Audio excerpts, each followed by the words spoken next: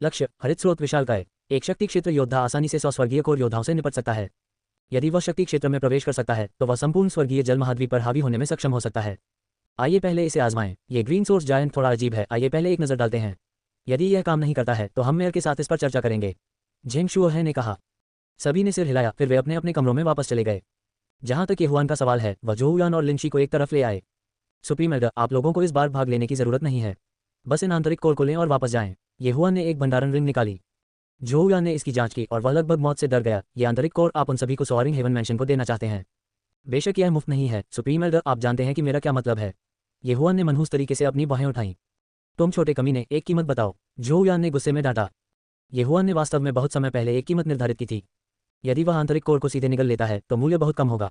यदि वह उन्हें बाहर निकालता तो उसे दोगुनी या तिगुनी कीमत मिल सकती थी। उसके पास अभी भी एक नवजात स्वर्गीय कोर आंतरिक कोर था और वह बहुत सारे पैसे के लायक था। सर्वोच्च बुजुर्ग, आपके पास कितने क्रिस्टल पत्थर हैं? येहुआन ने धीमी आवाज में पूछा। यह वेन्यू ने हमें कुल 100 मिलियन उच्च रैंक वाले क्रिस्टल पत्थर दिए, जोहुयान ने भी धीमी आवाज में जवाब दिया। 10,000। येहुआन भी हैरान था। युवा मास्टर यांगलिंग की भंडारण रिंग का मूल्य केवल 10 मिलियन उच्च रैंक वाले क्रिस्टल पत्थरों का था और गुआंगजिन शहर के मेयर का मूल्य 15 मिलियन उच्च रैंक वाले क्रिस्टल पत्थरों का था। हालांकि जोहुयान की भंडारण रिंग में 100 मिलियन उच्च रैंक वाले क्रिस्टल पत्थर थे। ये जोंग प्रांत की सभी मेयर की हवेली से कहीं अधिक थी। इतने सारे उच्च रैंक वाले क्रिस्टल पत्थरों के साथ क्या जोहुयान को चिंता नहीं थी कि वह अचानक मर जाएगा और दूसरों को उसका फायदा उठाने देगा? सर्वोच्च बुजुर्ग, आपके पास कितने हैं? येहुआन ने फिर पूछा। 80 मिलियन। तुम छोटे लड़के, इतने सारे उच्च रैंक वाले क्रिस्टल पत्थरों के साथ अगर बात फैल गई तो सोअरिंग हेवन मैंशन निश्चित रूप से नष्ट हो जाएगा। आप उनके साथ क्या करने जा रहे हैं? जोहुयान ने धीमी आवाज में पूछा। 80 मिलियन, ठीक है, यह 80 मिलियन है। मैं ये सभी इन कोर ले लूंगा। कुछ दसियों हजार परिष्कृत आंतरिक कोर भी हैं। येहुआन ने खिलखिलाकर कहा। ग्रैंड एल्डर, मैं तुम्हें सच बताऊंगा, मैं एक विशेष कौशल की खेती कर रहा हूं और मुझे अपनी खेती बढ़ाने के लिए क्रिस्टल पत्थरों पर भरोसा करने की आवश्यकता है। आपको और कैसे लगता है कि मैं गहन पृथ्वी कोर क्षेत्र में प्रवेश करने में सक्षम था? क्या आप पहले ही गहन पृथ्वी कोर क्षेत्र में प्रवेश कर चुके हैं? लिंशी ने इसे ध्यान से महसूस किया लेकिन उन्हें कुछ भी नहीं मिला। येहुआन ने अपने शरीर पर छुपा हुआ मोती रख दिया। इस बार लिंशी और जोहुयान महसूस कर सकते थे कि वह वास्तव में गहन पृथ्वी कोर क्षेत्र में थे। ये तकनीक बहुत खास है। मैं इस बिंदु तक पहुंचने के लिए पहले ही अनगिनत क्रिस्टल खर्च कर चुका हूं, येहुआन ने धीरे से कहा। हालांकि वह भक्षण प्रणाली के बारे में किसी को नहीं बता सका, फिर भी वह अपने लिए एक बहाना बना सकता था। फिर क्या आप? जोहुयान ने पूछा। येहुआन ने अपना सिर हिलाया। नहीं, मुझे अभी भी बहुत कुछ चाहिए। हालांकि मैं टूट नहीं सकता, फिर भी मैं अपनी ताकत बहुत बढ़ा सकता हूँ। जोहुयान और लिंशी इतने हैरान थे कि वे जमीन पर झुकना चाहते थे। वे एक दूसरे को देखा और अंत में वे प्रत्येक 40 लाख क्रिस्टल पत्थर बाहर ले लिया। कुल 80 मिलियन क्रिस्टल पत्थर। ग्रैंड एल्डर, इन आंतरिक कोर को लें और सोअरिंग हेवन मैंशन में लौट आएं। लेन देन के बाद येहुआन ने कहा। ठीक है, सावधान रहें। जोहुयान ने अपना सिर हिलाया। वे दोनों झेंगयू की तुलना में बहुत कमजोर थे, जो समान खेती के स्तर पर थे। वे शायद यहाँ ज्यादा काम के न हों। ओह ठीक है, सुइजिंग और अन्य, येहुआन ने अचानक कहा। जोहुयान ने अपना सिर हिलाया। नहीं, जब हम बाहर आए तो वे दोनों अभी भी उसी स्थिति में थे। इसके अलावा वे पहले ही गहन पृथ्वी कोर क्षेत्र में प्रवेश कर चुके हैं। चिंता न करें, वेन्यू उन पर नजर रख रहे हैं, उन्हें कुछ नहीं होगा। उद्धरण चिन्ह। गहन पृथ्वी कोर क्षेत्र हो। येहुआन खुद पर हंसे। उन्होंने गहन पृथ्वी कोर क्षेत्र में प्रवेश करने के लिए बहुत कुछ खर्च किया था, लेकिन सोंग सुइजिंग और जजसोंग प्रारंभिक नश्वर कोर क्षेत्र से गहन पृथ्वी कोर क्षेत्र में प्रवेश कर गए थे। यह उनके दिल पर बहुत बड़ा आघात था, लेकिन सोंग सुइजिंग उनकी मंगेतर थी और जजसोंग उनके बहनोई थे। दोनों जितनी तेजी से सुधरते वह उतना ही खुश होता। ऐसा लगता है जैसे मैं स्वर्गीय कोर क्षेत्र में प्रवेश करने में सक्षम हो सकता हूँ, मैं पीछे नहीं रह सकता। येहुआन को अचानक अपने दिल में ऊर्जा की वृद्धि महसूस हुई। वह अपनी मंगेतर से पराजित नहीं हो सका। अंत में मोजी यून और यी तियानलांग ने भी छोड़ने का फैसला किया। उसके बाद वे लिंजू, एर और जोहुयान को सोअरिंग हेवन मैंशन में वापस ले आए। येहुआन और उसका समूह आगे जिस चीज का सामना करने जा रहे थे वह एक गहन पृथ्वी कोर हुआन जानवर था और इसमें एक अद्भुत रक्षात्मक ताकत थी। इसलिए ये गहन पृथ्वी कोर योद्धा केवल किनारे से ही देख सकते थे। आखिरकार ऐसा कोई रास्ता नहीं था जिससे वे इसकी रक्षा को तोड़ सकें। छोटे भाई, ये क्या आप तैयार हैं? ठीक इसी समय झेंग शुओहाई आगे बढ़े। हाँ, हम किसी भी समय जा सकते हैं। येहुआन ने अपना सिर हिलाया। उनकी वसूली की गति अद्भुत थी और शारीरिक शक्ति के मामले में उन्हें बिल्कुल भी आराम करने की आवश्यकता नहीं थी। कोर एसेंस के संदर्भ में उनके पास ऐसी गोलियां थीं जो कुछ कोर एनर्जी क्रिस्टल के लायक थी, इसलिए उन्हें आराम करने की भी आवश्यकता नहीं थी। अगर ऐसा है तो चलो, झेंग शुओहाई ने गंभीर अंदाज में कहा। केवल 6 आदमी थे जो ग्रीन सोर्स जॉइंट को चुनौती देने जा रहे थे। झेंग शुओहाई और येहुआन को छोड़कर 4 अन्य स्वर्गीय कोर योद्धा झेंगयू भी थे। वे 6 एक साथ इकट्ठे हुए और चट्टान से नीचे कूद गए। उसके बाद वे ग्रीन सोर्स जॉइंट की ओर बढ़ने लगे। जल्द ही वे स्वर्गीय युआन संप्रदाय के पुराने स्थल पर पहुंचे, जिसे मान्यता से परे नष्ट कर दिया गया था। मुझे डर है कि इस ग्रीन सोर्स जॉइंट को पाचन संबंधी विकार है, क्योंकि इसने उस सेलेस्टियल ब्लूस्टोन को निगल लिया है। इसलिए ये छोटे दिग्गजों को उगलता रहता है। झेंग शुओहाई ने ग्रीन सोर्स जॉइंट को देखा, जो जमीन पर बैठे होने के बावजूद 40 मीटर से अधिक लंबा था। वास्तव में येहुआन भी यही सोच रहा था। ग्रीन सोर्स जॉइंट के हिलने का कारण शायद ये था कि यह बच गया था। इसलिए इस ग्रीन सोर्स जॉइंट की गतिशीलता पहले की तुलना में बहुत कमजोर थी। लेकिन वे सिर्फ इस वजह से अपने गार्ड को निराश नहीं कर सके। आखिरकार यह एक गहन पृथ्वी कोर हुआन जानवर था। जब यह उठता है तो आप लोग इसके डेंटिन पर हमला करते हैं। मैं इसका ध्यान आकर्षित करूंगा, झेंग शुओहाई ने कहा। हाँ, झेंग यू और बाकी लोगों ने उत्तर दिया। ये हुआन ने भी अपना सिर हिलाया। अभी वे ग्रीन सोर्स जॉइंट से कम 4 से 5 किलोमीटर दूर थे। उनके लिए उन्हें उस तक पहुंचने में केवल 1 दर्जन सेकंड लगेंगे। 6 लोगों ने कुछ तैयारी की, फिर वे जेंग शुहाई के पीछे चले गए और ग्रीन सोर्स जॉइंट की ओर बढ़ गए। ये हुआन ने अपना उच्च रैंक वाला पृथ्वी हथियार धनुष निकाला। इस तरह हुआन जानवर का सामना करते समय धनुष अधिक उपयोगी था। इसके तुरंत बाद वे ग्रीन सोर्स जॉइंट के सामने पहुंचे। जाना, जेंग शुहाई जोर से चिल्लाया। उसने तुरंत अपनी गति बढ़ा दी और ग्रीन सोर्स जॉइंट के पैरों पर पहुंच गया। उसने अपनी लंबी तलवार घुमाई और ग्रीन सोर्स जॉइंट के पैरों की ओर एक शक्तिशाली प्रहार किया। दरार, एक तीखी आवाज सुनाई दी और तलवार की किरण एक पल में टूट गई। हालांकि ग्रीन सोर्स जॉइंट को कोई नुकसान नहीं हुआ। जेंग शुहाई हैरान रह गए। उसके हाथ में लंबी तलवार एक उच्च रैंक वाला पृथ्वी हथियार था और वह उच्च रैंक वाले पृथ्वी रैंक मार्शल कौशल का उपयोग कर रहा था। यह एक साधारण प्रोफाउंड अर्थ कोर हुआन जानवर को आधे में काटने के लिए पर्याप्त से अधिक था। प्रयास की बर्बादी। उसी समय ये हुआन और बाकी लोगों ने भी निर्दिष्ट स्थान की ओर अपने हमले शुरू कर दिए थे। उनके सभी हमले विशाल के पेट पर गिरे, लेकिन जेंग शुहाई की तरह उनका कोई प्रभाव नहीं पड़ा। जेंग यू और अन्य 3 आदमी ठीक थे, लेकिन ये हुआन की 7 स्टार चेन का भी कोई असर नहीं हुआ। उनके पास आदरणीय तीरंदाज की वंशावली थी, इससे उनके तीरंदाजी कौशल की शक्ति 30% तक बढ़ सकती थी। उसके हमले जेंग यू और अन्य की तुलना में बहुत मजबूत थे। अब वो ग्रीन सोर्स जॉइंट ने अचानक एक गहरी दहाड़ छोड़ी, जिससे सभी लोग डर गए। लेकिन वह हिला नहीं, बस चुपचाप वहीं बैठ गया। ये ग्रीन सोर्स जॉइंट वास्तव में अजीब है, चाहे कुछ भी हो ये हिलेगा नहीं। मुझे आश्चर्य है कि क्या ये हमें नीचा दिखा रहा है या ये वास्तव में हमें बचाने की कोशिश कर रहा है। ये हुआन ने मन ही मन सोचा और उसी स्थान पर हमला करना जारी रखा।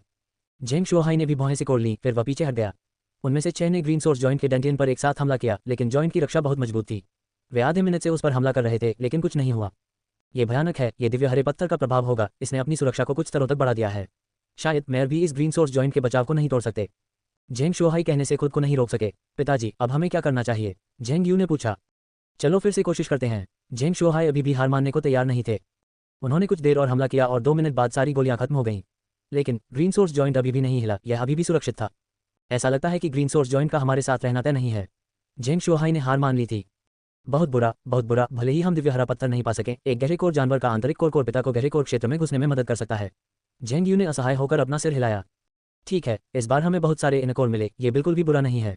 जेंग शुहाई आसानी से संतुष्ट हो गए। हालांकि डिवाइन लैंड सिटी में उन्हें जो इनकोर मिले उनकी तुलना ये हुआन से नहीं की जा सकती, लेकिन ये बहुत कम नहीं था। ये इनकोर मेयर की हवेली की समग्र ताकत को कुछ स्तरों तक बढ़ाने के लिए पर्याप्त से अधिक थे। लेकिन वे अभी भी हार मानने को तैयार नहीं थे, इसलिए उन्हें यहाँ इंतजार करना पड़ा। जब यांगलिंग के मेयर आएंगे तो वे उन पर एक उपकार करने में सक्षम हो सकते हैं। या वह एक मजाक देख सकता था। निश्चित रूप से एक दिन बाद यांगलिंग सिटी गवर्नर एक रॉक पर पहुंचे। रॉक के शीर्ष पर एल्डजी सहित 4 लोग थे। जब जेंग शुहाई और क्लाउड सोरेंग बर्ड के पीछे के अन्य लोगों ने यह देखा तो उन्होंने कहा, अभिवादन यांगलिंग सिटी लॉर्ड। यांगलिंग सिटी लॉर्ड एक गंजा आदमी था और उसकी शक्ल कुछ हद तक यंग मास्टर यांगलिंग जैसी थी। रॉक की पीठ पर खड़े होकर उसने अपना सिर घुमाया और ग्रीन सोर्स जॉइंट की ओर देखा। उसने खर्राटे लेते हुए कहा, आप खुद को अधिक महत्व दे रहे हैं। क्या आपको लगता है कि आप इस ग्रीन सोर्स जॉइंट का हिस्सा प्राप्त कर सकते हैं? एल्डजी ने पहले ही उन्हें संदेश दे दिया था, इसलिए उन्हें जेंग शुहाई और अन्य लोगों के बारे में अच्छी जानकारी नहीं थी। हे, फिर यह बुरा आदमी इंतजार करेगा और देखेगा। जेंग शुहाई मुस्कुराया। हम देखो, यांगलिंग सिटी लॉर्ड ने ठंड से खर्राटे लिए और अपने पीछे 4 लोगों के साथ नीचे कूद गया।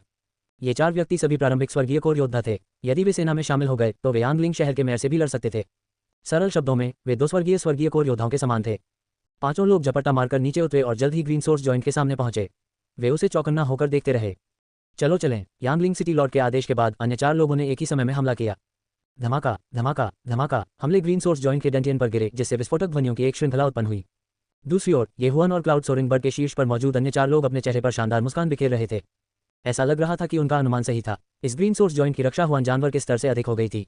यहाँ तक कि यांगलिंग सिटी लॉर्ड, जो स्वर्गीय कोर योद्धा थे, भी इसमें कुछ नहीं कर सके।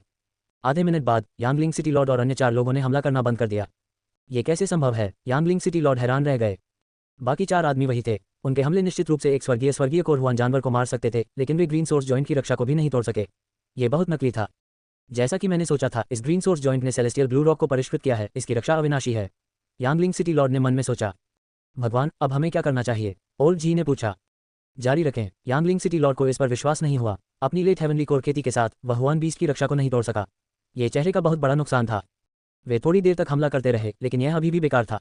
अभी उनकी मूल ऊर्जाएं लगभग समाप्त हो गई थीं। धिक्कार है, हमने अपनी ऊर्जा बर्बाद कर दी है, यांगलिंग सिटी लॉर्ड ने शाप दिया। ठीक इसी समय आकाश से अचानक एक हार्दिक हंसी आई। हा, यांगलिंग सिटी लॉर्ड, ऐसा लगता है कि आप भी ऐसा नहीं कर सकते। बिना किसी संदेह के हंसी सिटी लॉर्ड जेंग शुहाई की ओर से आए। बुरे आदमी, चुप रहो, यांगलिंग सिटी लॉर्ड ने शाप दिया। जेंग शुहाई हंसते रहे। यह क्या है? क्या आप नंबर 1 सिटी लॉर्ड होने का नियम तोड़कर मुझ पर हमला करने जा रहे हैं? यांगलिंग सिटी लॉर्ड ड्रॉप पर वापस कूद गए और पूछा, मेरा बेटा कहाँ गया? यांगलिंग सिटी लॉर्ड, आपका बेटा कहाँ गया? आप हमसे क्यों पूछ रहे हैं? जब जी हुई हमारा पीछा कर रही थी तो क्या आपने सोचा था कि हम दूर से ही युवा मास्टर यांगलिंग पर चुपचाप हमला कर सकते हैं? जेंग शुहाई ने पूछा। यांगलिंग सिटी लॉर्ड चुप हो गए। जीहुई ने उसे बताया था कि जेंग शोहाई और अन्य 4 स्वर्गीय कोर योद्धाओं का उसके और गुआंगजिन सिटी लॉर्ड द्वारा पीछा किया जा रहा था। वे युवा मास्टर यांगलिंग के साथ कुछ नहीं कर सके, इसलिए जिसने युवा मास्टर यांगलिंग पर चुपचाप हमला किया वह कोई और था। क्या यह अन्य 2 ऊपरी 3 शहरों में से एक हो सकता है? यांगलिंग सिटी लॉर्ड ने मन में सोचा। यांगलिंग सिटी लॉर्ड, आप भी ग्रीन सोर्स जॉइंट की रक्षा को नहीं तोड़ सकते, आप क्या करने जा रहे हैं? जेंग शोहाई ने 1000 मीटर दूर से पूछा। जब यांगलिंग सिटी लॉर्ड ने यह सुना तो उन्होंने ठंडी खर्राटे ली और कोई प्रतिक्रिया नहीं दी। उन्होंने अनुमान लगाया कि भले ही मध्य प्रांत के सभी स्वर्गीय कोर योद्धा यहाँ एकत्र हुए हों, परिणाम वही होगा। इसलिए पूरे मध्य प्रांत में नंबर 1 सिटी लॉर्ड का रहस्यमय सिटी लॉर्ड ही ऐसा कर सका। नंबर 1 सिटी लॉर्ड के सिटी लॉर्ड असंख्य पवेलियन के पवेलियन मास्टर भी थे। इस आदमी की पृष्ठभूमि रहस्यमयी थी, इसे पहले कभी किसी ने नहीं देखा था। यह अफवाह थी कि उसने आत्मा क्षेत्र के चौथे स्तर में कदम रखा है। ऐसा लगता है जैसे मैं इसकी रिपोर्ट केवल नंबर 1 सिटी लॉर्ड को ही कर सकता हूँ। शायद सिटी लॉर्ड को इसमें दिलचस्पी होगी, उस समय मैं कुछ पुरस्कार प्राप्त करने में सक्षम होऊंगा। यांगलिंग सिटी लॉर्ड के मन में यही विचार था। हालांकि इस समय सही बूम, अचानक तेज आवाज हुई। उपस्थित सभी लोगों ने देखने के लिए अपना सिर घुमाया, केवल ये देखने के लिए कि 60 मीटर से अधिक लंबा ग्रीन सोर्स जॉइंट वास्तव में खड़ा है।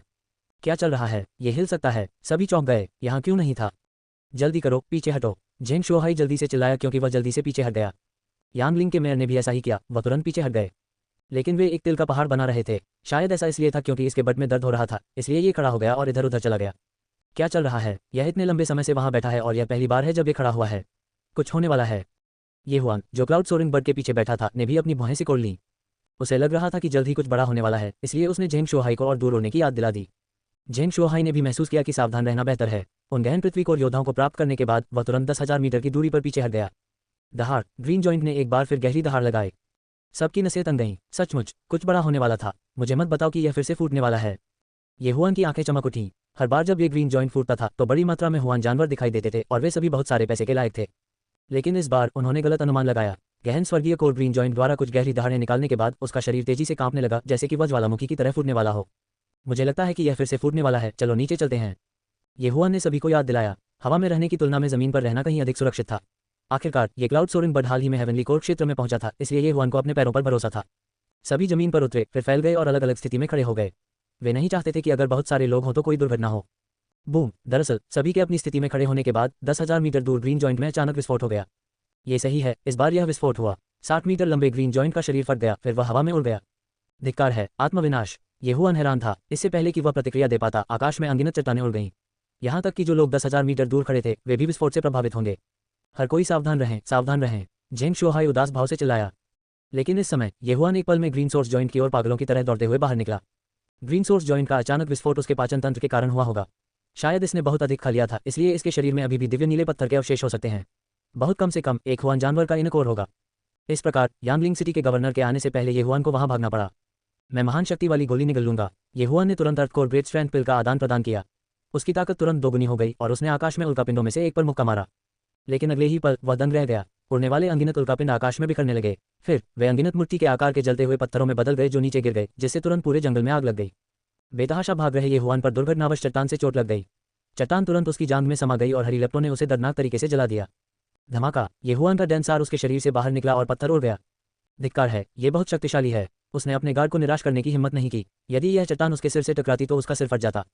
बिना किसी हिचकिचाहट के उसने 8 उजाड़ तलवार को खोल दिया और 8 उजाड़ पवन संरचना को मुक्त कर दिया।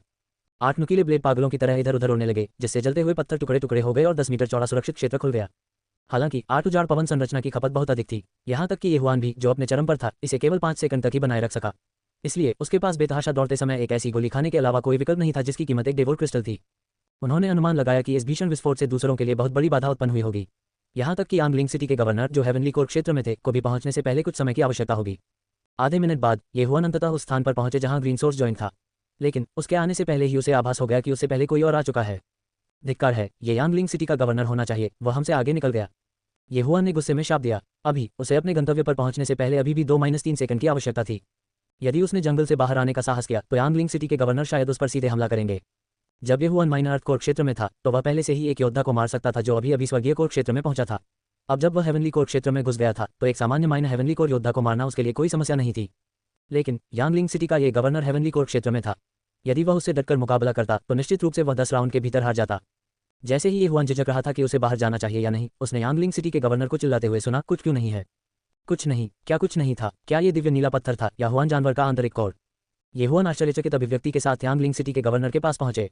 उन्होंने देखा कि यांगलिंग सिटी के गवर्नर एक पागल कुत्ते की तरह इधर उधर घूम रहे थे। सेलेस्टियल ब्लूस्टोन और हुआन बीस्ट के इनकोर जैसे उच्च श्रेणी के खजाने ऊर्जा उत्सर्जित करेंगे और कोई भी सामान्य व्यक्ति इसे महसूस करने में सक्षम होगा।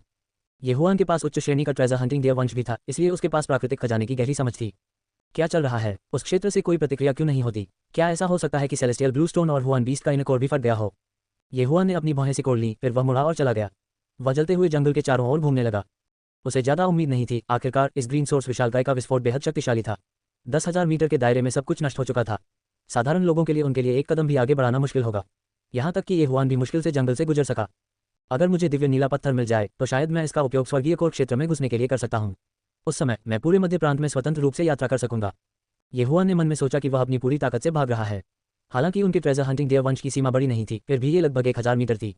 हुआन बीस्ट के इनकोर और सेलेस्टियल ब्लूस्टोन जैसी चीजें वह उन्हें आसानी से ढूंढ सकता था। आधा मिनट बीत गया, लेकिन फिर भी उसे कुछ नहीं मिला।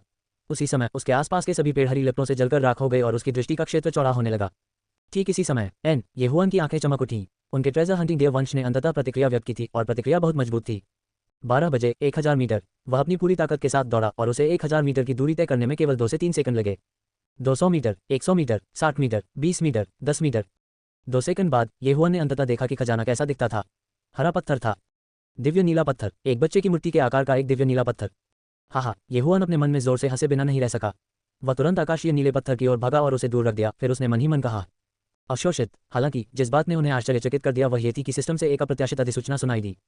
डिंग, अवशोषण विफल। क्या अवशोषण विफल? ये हुआन चौंक गया। वह दिव्य नीले पत्थर को अवशोषित क्यों नहीं कर सका? संकट। ये हुआन ने अपने दिमाग को भस्म करने वाली जगह में डुबो दिया। उसने देखा कि ये दिव्य नीला पत्थर उससे भिन्न था जो उसने पहले देखा था। दिव्य नीला पत्थर गहरे हरे रंग का था और यह हल्की हरी रोशनी से चमक रहा था, लेकिन ये छोटा आकाशीय नीला पत्थर थोड़ा पारदर्शी था। क्या ऐसा हो सकता है कि ये दिव्य नीला पत्थर आधा पच गया हो और मैं इसे अब और नहीं खा सकता? ये हुआन ने मन में सोचा। फिर उसने फिर कोशिश की। डिंग, भक्षण विफल। धिक्कार है, इसे भूल जाओ, आइए पहले इनकोर खोजें। ये हुआन ने शाप दिया। फिर वह तुरंत उड़ गया। उसे दिव्य नीला पत्थर मिल गया था, लेकिन इनकोर कोर अभी भी था। यदि वह इसे बेचता तो वह इसे कम से कम 10 मिलियन या यहाँ तक कि लाखों उच्च श्रेणी के क्रिस्टल पत्थरों में बेचने में सक्षम होता। लेकिन थोड़ी देर खोज करने के बाद ट्रेजर हंटिंग दिए की वंशावली से कोई प्रतिक्रिया नहीं हुई। ठीक इसी समय स्वर्गीय युआन संप्रदाय के भीतर का क्षेत्र जलकर नष्ट हो गया था और आकाश से गिरने वाली सभी चट्टानें राख में बदल गई थीं। ये हुआन, क्या तुम्हें यह मिला? दूर से आवाज आए। ये हुआन पलट गया। ये डिवाइन प्रीफेक्चर अलायंस का प्रमुख जेंग मियाओ था। ये हुआन ने असहाय होकर अपना सिर हिलाने का नाटक किया। अगर मुझे यह मिल जाता तो मैं अभी अभी चला जाता। मैं यहाँ क्यों रुकता? बहुत बुरा, हमें सेलेस्टियल ब्लूस्टोन या इनकोर नहीं मिला। जेंग मियाओ ने अपना सिर हिलाया। जल्द ही डिवाइन प्रीफेक्चर सिटी के सभी लोग एक साथ एकत्र हुए और सनहिल सिटी के 5 लोग भी एक साथ एकत्र हुए। डिवाइन प्रीफेक्चर सिटी के इन लोगों ने सारी उम्मीदें खो दी थी, इसलिए वे जाने की तैयारी कर रहे थे। लेकिन ठीक इसी समय, वहीं रुक जाओ, अचानक एक चिल्लाहट से वे सभी कांप उठे। क्या ये सनहिल सिटी लॉर्ड की आवाज़ नहीं थी? सनहिल सिटी लॉर्ड, मैं आपके लिए क्या कर सकता हूँ? जेंग शुआहाई घूम गया। अपने भंडारण छल्लों को संभालें। सनहिल सिटी लॉर्ड ठंडे स्वर में चिल्लाया। क्या? क्लाउड सोआरिंग बर्ड की पीठ पर बैठे सभी लोग चौंक गए। सनहिल सिटी लॉर्ड, क्या आपको लगता है कि हम में से किसी को खजाना मिल गया है? जेंग शुआहाई ने अपनी आंखें तिरछी कर लीं। ये सही है, आपके सभी भंडारण छल्ले उन्हें मेरे जांचने के लिए सौंप दें। सनहिल सिटी लॉर्ड ने सिर हिलाया। कुई लिंजियांग, क्या आप कुछ ज्यादा दूर नहीं जा रहे हैं? जेंग शुआहाई चिल्लाया। कुई लिंजियांग सनहिल सिटी लॉर्ड का असली नाम था। बहुत ज्यादा हो तो क्या हुआ? बुरे आदमी, फर्स्ट सिटी लॉर्ड के शासन के बारे में बात मत करो। क्या आपको लगता है कि सिर्फ इसलिए कि मैं हमला नहीं कर सकता, मैं आपके साथ कुछ नहीं कर सकता? कुई लिंजियांग की आंखें ठंडी थीं। उसके पीछे 4 प्रारंभिक स्वर्गीय कोर योद्धा थे। दूसरी ओर डिवाइन लैंड सिटी का केवल एक ही व्यक्ति था। जेंग शुआहाई का चेहरा काला पड़ गया। दरअसल सनहिल सिटी केंद्रीय राज्य के 3 ऊपरी शहरों में से एक था और उन्हें 3 निचले शहरों के डिवाइन प्रीफेक्चर सिटी के सिटी लॉर्ड के खिलाफ कदम उठाने की अनुमति नहीं थी। हालांकि पूरे केंद्र राज्य में केवल 3 लोग ही इस प्रतिबंध के अधीन थे। सीधे शब्दों में कहें तो कुई लिंजियांग के पीछे के 4 लोग हमला कर सकते हैं। अच्छा नहीं, इस कुई लिंजियांग ने हमें जाने देने के बारे में कभी नहीं सोचा। जेंग शुआहाई ने तुरंत प्रतिक्रिया व्यक्त की। पिताजी, हमें क्या करना चाहिए? जेंग यू ने भौहें चढ़ा दी। जेंग शुआहाई ने जल्दी से अपने दिल में सोचा, लेकिन वह किसी अन्य तरीके से बाहर नहीं सोच सका। अब उनके पास जाने का शायद केवल एक ही रास्ता था और वह था आज्ञाकारी रूप से इंटरस्पेशियल रिंग सौंपना। हालांकि इस बात की कोई गारंटी नहीं थी कि कुई लिंजियांग उन्हें लेने के बाद नहीं मारेगा। आखिरकार जेंग शुआहाई की पीठ के पीछे दिव्य भूमि शहर था। एक बार जेंग शुआहाई के मारे जाने के बाद दिव्य भूमि शहर बिना स्वामी वाला शहर बन जाएगा। ऐसा लगता है जैसे हमारे पास मरने के अलावा कोई विकल्प नहीं है। जेंग मियाओ, दूसरों को लाओ और इस जगह को छोड़ दो। जेंग यू, आप सोआरिंग क्लाउड बर्ड की सवारी करते हैं, मैं नीचे कूद जाऊंगा और अन्य 2 को फुसला कर ले जाऊंगा। जेंग शुआहाई ने धीमी आवाज में कहा। यही उनका एकमात्र रास्ता था। सनहिल सिटी से केवल एक हेवनली कोर रॉक था। जब तक जेंग शुआहाई नीचे कूदता, सनहिल सिटी उसे मारने के लिए कम से कम 2 लोगों को भेजती थी। कुई लिंजियांग स्वयं ऐसा नहीं कर सका, इसलिए केवल 2 प्रारंभिक स्वर्गीय कोर योद्धा सोआरिंग क्लाउड बर्ड का पीछा कर रहे थे। ये हुआन, जेंग यू और अन्य 3 लोगों को 2 अर्ली हेवनली कोर योद्धाओं के सामने कोई समस्या नहीं होनी चाहिए। ऐसा लगता है कि यही एकमात्र तरीका है। हम 3 समूहों में विभाजित हो जाएंगे, कम से कम हम एक झटके में पकड़े नहीं जाएंगे। हम अपना जीवन भाग्य पर छोड़ देंगे। जेंग यू ने कहा। छोटे भाई, ये तुम्हें इसमें घसीटने के लिए मुझे खेद है। जेंग शुहाई ने अपराध बोध से कहा। वरिष्ठ, मुझे ऐसा लगता है कि अगर हम 3 समूहों में विभाजित हो जाएं तो एक घातक दोष है, ये हुआन ने अचानक कहा।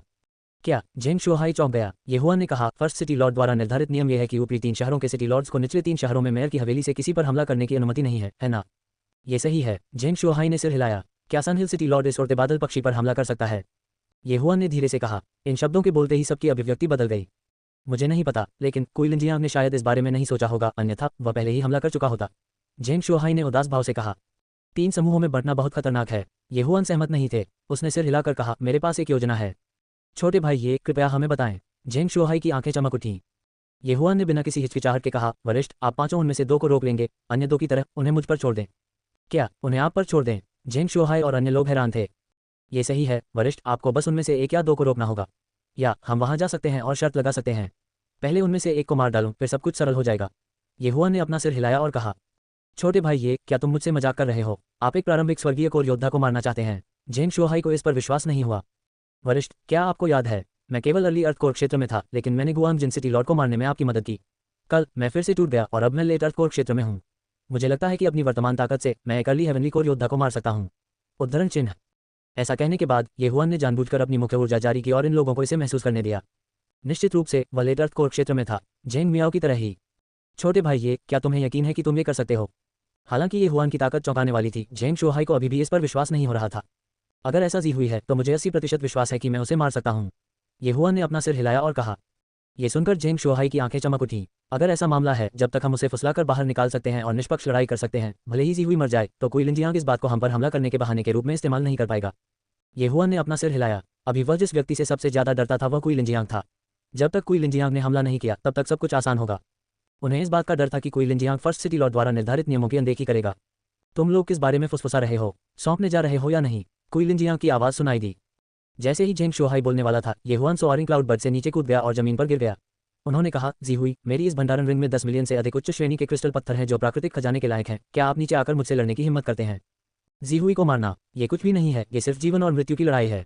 जब तक तुम उसे मारोगे उसकी भंडारण अंगूठी तुम्हारी होगी। यदि आप उसके हाथों मर जाते हैं तो आपकी इंटरस्पेशियल रिंग उसकी होगी। जेंग शुहाई ने उत्तर दिया। ये कैसा मजाक है? जी हुई ने अपनी भौहें सिकोड़ लीं। वह जानता था कि विरोधी कुछ योजना बना रहा है। एल्डजी, तुम वहां जाओ और उस आदमी को मार डालो, यांगलिंग मेयर ने अचानक कहा। ठीक है। जी हुई ने अपना सिर हिलाया, फिर वह रॉक से नीचे कूद गया। युवक, मुझे नहीं पता कि तुम क्या करने की कोशिश कर रहे हो, लेकिन मुझे पता है कि तुम मेरी हथेली के प्रहार से मारे जाओगे। जी हुई ने ये हुआन को घूर कर देखा और कहा। ये हुआन ने एक उदासीन मुस्कान छोड़ी। उसने एक हाथ से बहुआन तलवार को जमीन में घोंप दिया और दूसरे हाथ से एक खाली भंडारण अंगूठी पकड़ ली। उन्होंने कहा, मैं सिर्फ मौत की तलाश में हूँ, वरिष्ठ, कृपया मुझे मेरी इच्छा पूरी करें। ठीक है, मैं तुम्हें तुम्हारी इच्छा पूरी कर दूंगा। बिना कुछ और कहे जी हुई तुरंत ये हुआन की ओर बढ़ी। उसने अपना हथियार भी नहीं निकाला। ये हुआन जैसे अर्थकोर योद्धा से निपटने के लिए उसे हथियार की आवश्यकता क्यों होगी? केवल 2 सेकंड में जी हुई 1000 मीटर पार कर ये हुआन के सामने आ गई थी। उसने गूंगे ये हुआन को घूर कर देखा, फिर उसने अपना पंजा बढ़ाया और ये हुआन के गले की ओर पकड़ लिया। लेकिन ठीक इसी समय ये हुआन ने बिजली की गति से अपना हाथ बढ़ाया और जी हुई की कलाई पकड़ ली।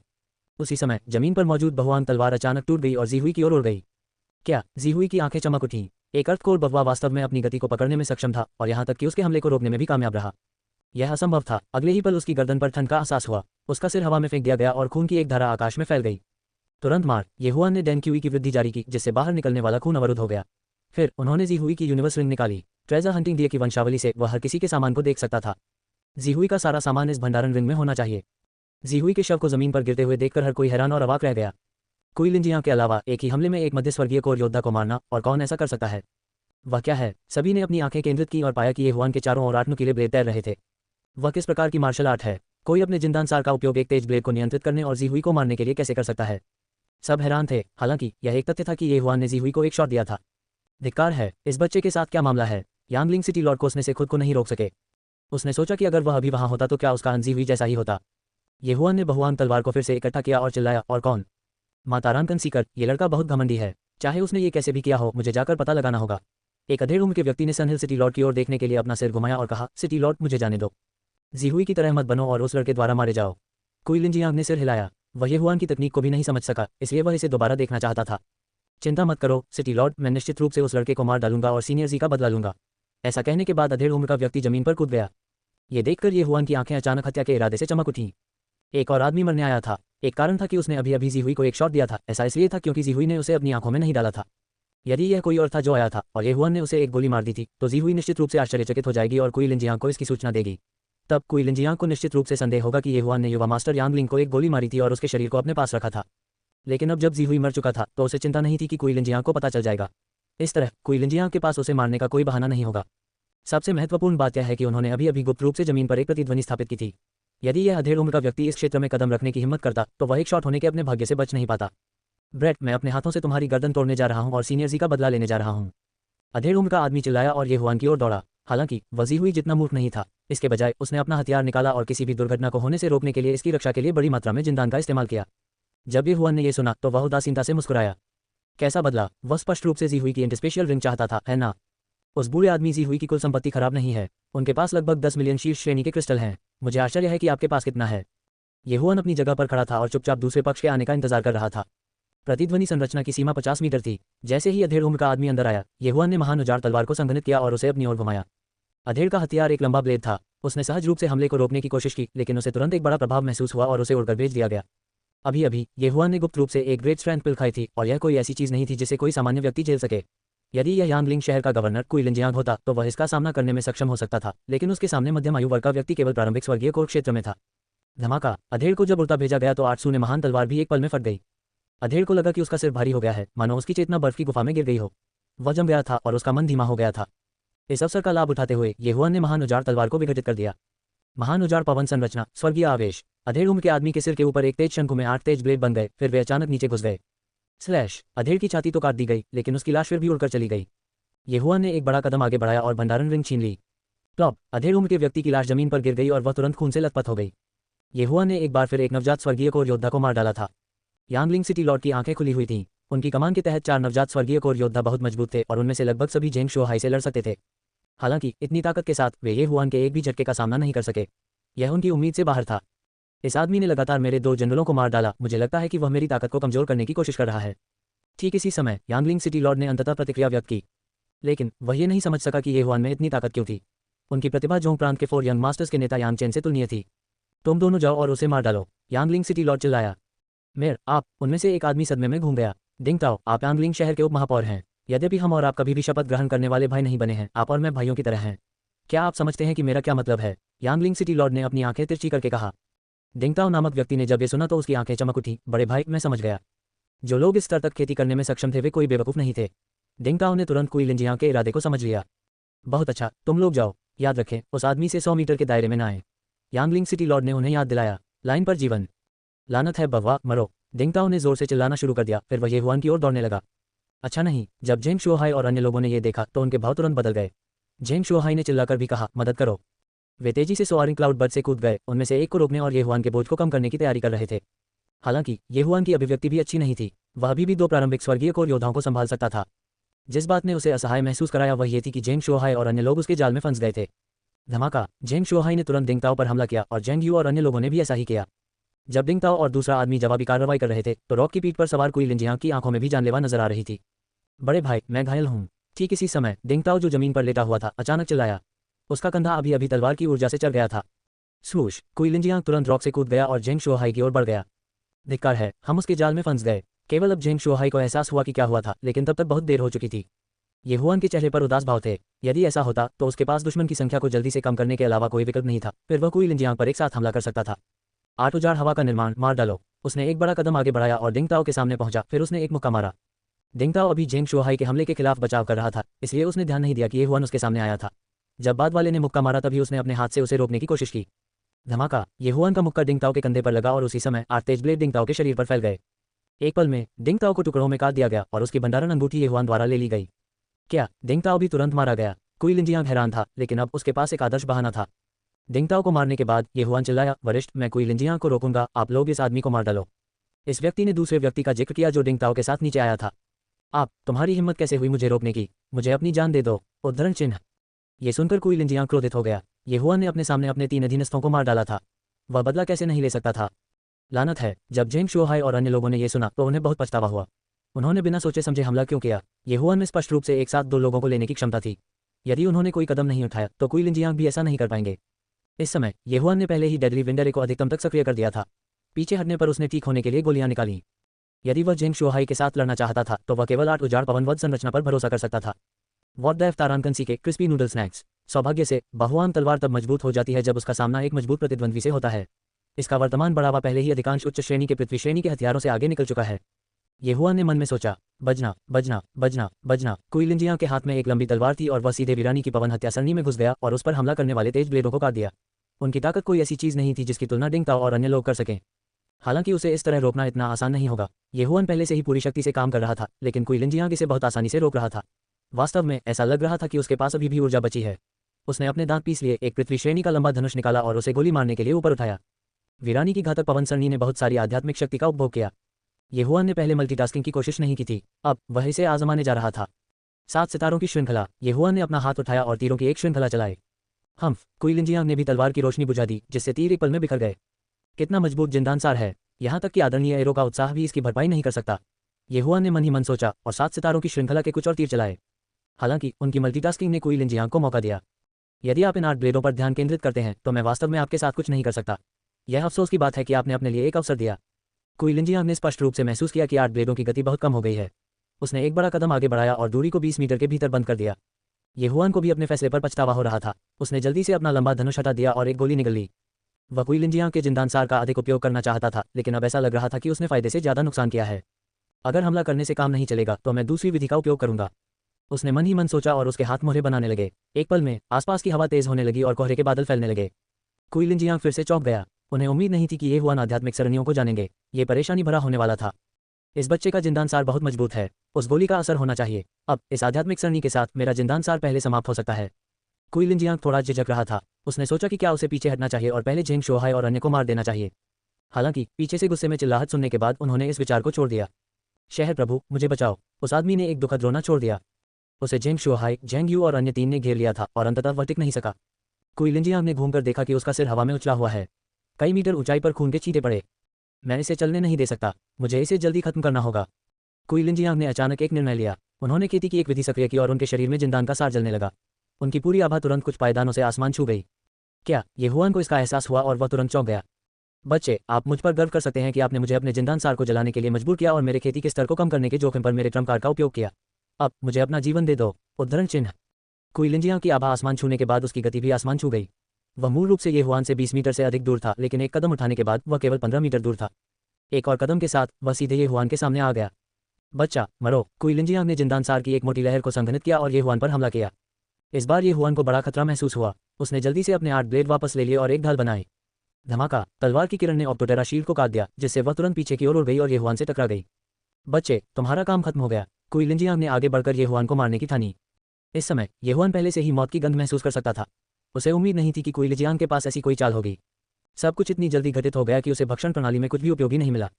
अब केवल एक ही तरीका था और वह था एक्सप्लोडिंग एपर्चर तकनीक का उपयोग करना। सभी 7 एपर्चर विस्फोट। मैं ये करूंगा। येहुआन ने अपने दांत पीस लिए और अपने 7 छिद्रों पर अपने जिंदानसार को संघनित किया। Poof poof poof. हालांकि जैसे ही वह अपने तीसरे छिद्र में विस्फोट करने वाला था, एक आकृति अचानक येहुआन की सेंसिंग रेंज में आ गई।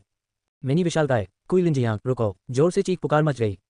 कुइलिंजियांग ने इसे नजरअंदाज कर दिया और अपनी तलवार घुमाना जारी रखा। इस बार वह येहुआन को मारने के लिए कृतसंकल्प था ताकि भविष्य की परेशानियों से बचा जा सके। जब येहुआन में कदम रखने वाले व्यक्ति ने देखा कि कुइलिंजियांग का रुकने का इरादा नहीं था, तो वह तुरंत 1000 मीटर पार कर गया और येहुआन के सामने दिखाई दिया। उसकी लंबी तलवार को एक जोड़ी हाथों ने आसानी से पकड़ लिया। वह हिलने डुलने में असमर्थ थी। ये कौन है? कुइलिंजियांग की आंखें चौड़ी हो गईं क्योंकि उसने उस आकृति को देखा जो अचानक उसके सामने आ गई थी। अगले ही पल उसका शरीर कांप उठा। वह इस व्यक्ति को जानता था। प्रथम मुख्य शहर के वाइस सिटी लॉर्ड यांग काय। ये वह कैसे हो सकता है? कुइलिंजियांग बेहद हैरान था। सिटी लॉर्ड यांग, आप क्या कर रहे हैं? यांग काय ने अपनी आंखें तिरछी कर लीं और अपनी पकड़ ढीली कर ली। कुइलिंजियांग, तुम अब और हमला नहीं कर सकते। क्यों? कुइलिंजियांग ने पूछा। क्षमा करें, ये सिटी लॉर्ड का आदेश है, मैं बस उसे रोकने के लिए बाहर आया था। यांग काय ने समझाया। उसने मेरे भाई सनहिल सिटी के वाइस सिटी लॉर्ड को मार डाला। मैं फर्स्ट सिटी लॉर्ड के आदेश के विरुद्ध नहीं जा सकता, है ना? ऐसा कहने के बाद कुइलिंजियांग यांग काय के पास से गुजरा और येहुआन पर हमला कर दिया। हालांकि उसकी तलवार अचानक नीचे नहीं घूम सकी क्योंकि ब्लेड यांग काय की 2 उंगलियों ने पकड़ लिया था। मैंने कहा, अब तुम हमला नहीं कर सकते, नहीं तो मैं तुम्हें मौके पर ही मार डालूंगा। यांग काय की आंखों में एक जानलेवा इरादा कौंध गया। अचानक उसके चारों ओर एक मिनी फ्लाइंग ड्रैगन दिखाई दिया। जब उसने मिनी फ्लाइंग ड्रैगन को देखा तो कुइलिंजियांग स्तब्ध रह गया और वह अवचेतन रूप से आश्चर्य से चिल्लाया, फ्लाइंग ड्रैगन की ताकत, आप शारीरिक शक्ति के दायरे में हैं। शारीरिक शक्ति क्षेत्र। ये स्वर्गीय कोर क्षेत्र के बाद का क्षेत्र था और यह 4 आत्मा क्षेत्रों में से पहला भी था। यांग काय के चारों ओर उड़ने वाले मिनी फ्लाइंग ड्रैगन का मतलब था कि यांग काय के पास फ्लाइंग ड्रैगन की ताकत थी। उसका एक ही मुक्का कुइलिंजियांग को अलग करने के लिए पर्याप्त था। यह असंभव है। आप? कुइलिंजियांग आश्चर्य से चिल्लाया। कुइलिंजियांग, क्या आप ये कहना चाह रहे हैं कि मैं पिछले साल केवल स्वर्गीय कोर क्षेत्र में था? यांग काई ने ठंडे स्वर में कहा, क्या ऐसा हो सकता है कि आप मुझे अंदर घुसने न दें? कुई लिंजियांग ने अपनी तलवार वापस ले ली और कुछ कदम पीछे हट गए। एक शक्ति योद्धा आसानी से स्वर्गीय कोर योद्धाओं को मार सकता था। यह एक ही सीमा में स्वर्ग तक पहुंचने का आदर्श उदाहरण था। क्या आप वास्तव में सोचते हैं कि आप इस नवजात स्वर्गीय कोर को प्राप्त करके शक्ति क्षेत्र में प्रवेश करने में सक्षम होंगे?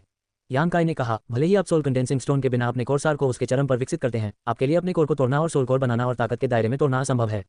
संघनक आत्मा पत्थर। कुई लिंजियांग ने मन ही मन बुदबुदाया। ये पहली बार था जब उसने ये सुना था। मूल रूप से उन्होंने सोचा था कि स्वर्गीय कोर क्षेत्र से ताकत क्षेत्र में प्रवेश करना एक सामान्य सफलता थी, लेकिन उन्हें उम्मीद नहीं थी कि उन्हें किसी और चीज की आवश्यकता होगी। बस रुको, अगर तुम जारी रहे तो मैं तुम्हें मौके पर ही मार डालूंगा, यांग काई ने धीरे से कहा। कुई लिंजियांग चुप हो गया। अभी वह येहुआन को मारने से केवल आधा सेकंड दूर था, लेकिन यांग काई अचानक कहीं से प्रकट हो गया था। येहुआन केवल लेट अर्थली कोर क्षेत्र में था, लेकिन उसके पास पहले से ही ऐसी ताकत थी। यदि वह स्वर्गीय कोर क्षेत्र में घुस गया तो क्या वह कुई लिंजियांग को धमकी नहीं दे पाएगा? इस तरह की प्रतिभा को पालने में मारना पड़ा, लेकिन अब यांग काई यहाँ थी और रहस्य में फर्स्ट सिटी लॉर्ड देख रहा था। कुई लिंजियांग को डर था कि वह कुछ नहीं कर सकता। ये यांग काई सिर्फ आदेशों का पालन कर रहा था। क्या ऐसा हो सकता है कि मुझे उसे मारने की जल्दी थी? क्या ऐसा हो सकता है कि मुझे डिंग ताओ के मरने तक इंतजार करना पड़े? उद्धरण चिन्ह। कुई लिंजियांग को स्थिति समझ में नहीं आई, लेकिन यांग काई ने उन्हें 2 बार चेतावनी दी थी। अगर उसने फिर से हमला किया तो वह मरने वाला पहला व्यक्ति होगा। धिक्कार है, बस तुम रुको, कुई लिंजियांग ने गुस्से में शाप दिया। फिर उसने तुरंत दापेन को बुलाया और जल्दी से चला गया। यांग काई के जाते समय उसकी पीठ को देखते हुए येहुआन, जो लगभग मर चुका था, ने तुरंत अपनी मूर्ति पकड़ ली और कहा, आपकी मदद के लिए वरिष्ठ को धन्यवाद। कोई चिंता नहीं, मैं बस आदेशों का पालन कर रहा था, अलविदा। ये कहने के बाद यांग काई गायब हो गई, यहाँ तक कि अपने पीछे एक छवि भी नहीं छोड़ी। शक्ति क्षेत्र का एक विशेषज्ञ वास्तव में असाधारण था। उनके जाने के बाद येहुआन ने भी राहत की सांस ली। इस बार वे फिर से खतरे में थे। छोटे भाई ये, क्या तुम ठीक हो? झेंग शुओहाई और अन्य लोग जल्दी से आगे बढ़े। मैं ठीक हूँ, येहुआन ने अपना सिर हिलाया। झेंग शुओहाई ने बहुत अपराध बोध से कहा, इस बूढ़े मालिक को खेद है, मैं कुई लिंजियांग के जाल में फंस गया और तुम्हें लगभग मार डाला। येहुआन ने जल्दबाजी में कहा, सीनियर बहुत गंभीर है, उस समय सीनियर सिर्फ मेरी मदद करना चाहता था। चाहे कुछ भी हो, ये सब मेरी गलती है। इस इंटरस्पेशियल रिंग को माफी के तौर पर लें। झेंग शुओहाई ने एक इंटरस्पेशियल रिंग सौंपी, जो उस आदमी की थी जिसे उन्होंने अभी अभी मारा था। येहुआन ने बहस नहीं की और सीधे तौर पर इसे स्वीकार कर लिया। येहुआन ने अचानक कहा, वरिष्ठ, कि कुई लिंजियांग जल्दी में चला गया, शायद वह गुआंगजिंग शहर पर हमला करने जा रहा है, आपको जल्दी जाना चाहिए। अच्छा, फिर छोटे भाई ये, सावधान रहें, जब आपके पास समय हो तो डिवाइन लैंड सिटी आएं। झेंग शुओहाई ने सिर हिलाया और जेंग्यू और अन्य लोगों के साथ चले गए। चूंकि गुआंगजिन सिटी लॉर्ड की मृत्यु हो गई थी, इसलिए एक नए सिटी लॉर्ड को चुना जाना चाहिए। केंद्रीय राज्य के नियमों में ऐसा कोई नियम नहीं था जो कहता हो कि एक सिटी लॉर्ड 2 मुख्य शहरों का मालिक नहीं हो सकता। हालांकि गुआंगजिन सिटी लॉर्ड की कुल संपत्ति केवल 10 से 20 मिलियन उच्च गुणवत्ता वाले क्रिस्टल स्टोन्स थी, उनका क्षेत्र और भी अधिक विशाल था। इस समय क्लाउड सोआरिंग बर्ड भी उड़ गया और केवल येहुआन को यहाँ छोड़ दिया। उसके दिल में अभी भी कई संदेह थे जो हल नहीं हुए थे। उदाहरण के लिए, ग्रीन सोर्स जॉइंट ने आत्मा विनाश क्यों किया? वह पारदर्शी दिव्य ब्लू स्टोन को क्यों नहीं खा सका? फर्स्ट सिटी लॉर्ड ने कुई लिंजियांग को रुकने के लिए क्यों कहा? इत्यादि। डिंग, भक्षण विफल। येहुआन ने फिर से कोशिश की, लेकिन पारदर्शी दिव्य नीला पत्थर अभी भी खाया नहीं जा सका। हताशा में येहुआन केवल सोआरिंग हेवन मैंशन की दिशा में आगे बढ़ सका। अपनी वर्तमान गति के साथ उसे सोआरिंग हेवन मैंशन तक पहुंचने में लगभग 1 दिन लगेगा। रास्ते में उसने 4 इंटरस्पेशियल रिंगों की सामग्री को भी भक्षण स्थान में डाल दिया और फिर स्वर्गीय खजाने को खा लिया जिसकी उसे आवश्यकता नहीं थी। इस समय उनके डिवोरिंग क्रिस्टल स्टोन्स 18,000 से अधिक तक पहुंच गए थे।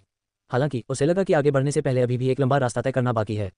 हालांकि जैसे ही वह स्वर्गीय खजाने को निगलने वाला था, उसने अचानक एक अजीब घटना देखी।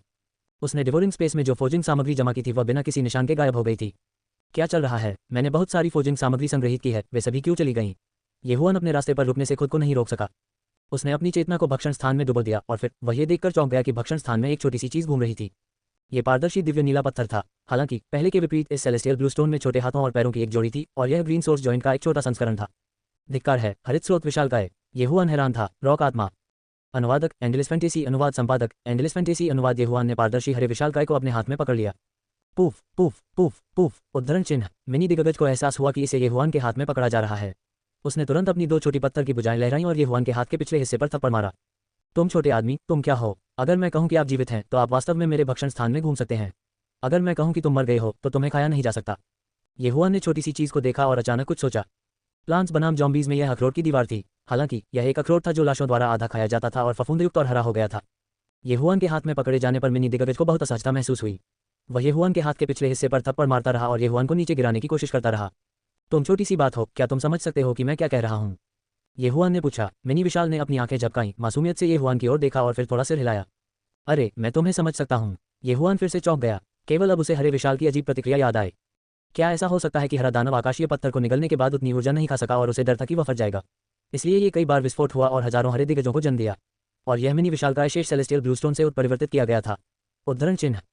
येहुआन ने मन में सोचा। हालांकि यह महत्वपूर्ण नहीं था। महत्वपूर्ण बात यह थी कि मिनी दिग्गज ने सभी फोजिंग सामग्रियों को निगल लिया होगा। उसी समय येहुआन ने मिनी दिग्गज के पैर पर चुटकी ली और उसे उल्टा कर दिया, ये देखने के लिए कि क्या वह सामान उगल देगा। आखिरकार उन फोजिंग सामग्रियों की कीमत कम से कम कई मिलियन शीर्ष श्रेणी के क्रिस्टल के बराबर थी। आह आह आह! उद्धरण चिन्ह। मिनी विशालकाय ने अपनी बाहों को हवा में बेतहाशा लहराया और निर्दोष आंखों से येहुआन को देखना जारी रखा। येहुआन इसे इस तरह देखना बर्दाश्त नहीं कर सका। इस समय उसने अचानक अपने शरीर को मोड़ लिया और अपनी दो छोटी भुजाओं से येहुआन की उंगलियों को धक्का दे दिया। आश्चर्यजनक रूप से यह मुक्त होने में कामयाब रहा। येहुआन एक पल के लिए स्तब्ध रह गया। वह केवल ये देख सकता था कि छोटा आदमी मिट्टी में सबसे पहले सिर के बल गिरा। फिर वह छोटी सी चीज अपने आप ही मिट्टी से रेंगकर बाहर आ गई। येहुआन पर नजर डालने के बाद वह घूम गया और भाग गया। तुम मेरा खाना खाकर भागना चाहते हो? येहुआन आगे बढ़ा और उसे पकड़ लिया। फिर उसने डिवोरिंग स्पेस से एक छोटा पिंजरा लिया और उसे अंदर फेंक दिया। पिंजरे में गैप छोटी सी चीज से थोड़ा ही छोटा था। यह बाहर नहीं निकल सका, इसलिए ये केवल पिंजरे को लगातार हरा सकता था।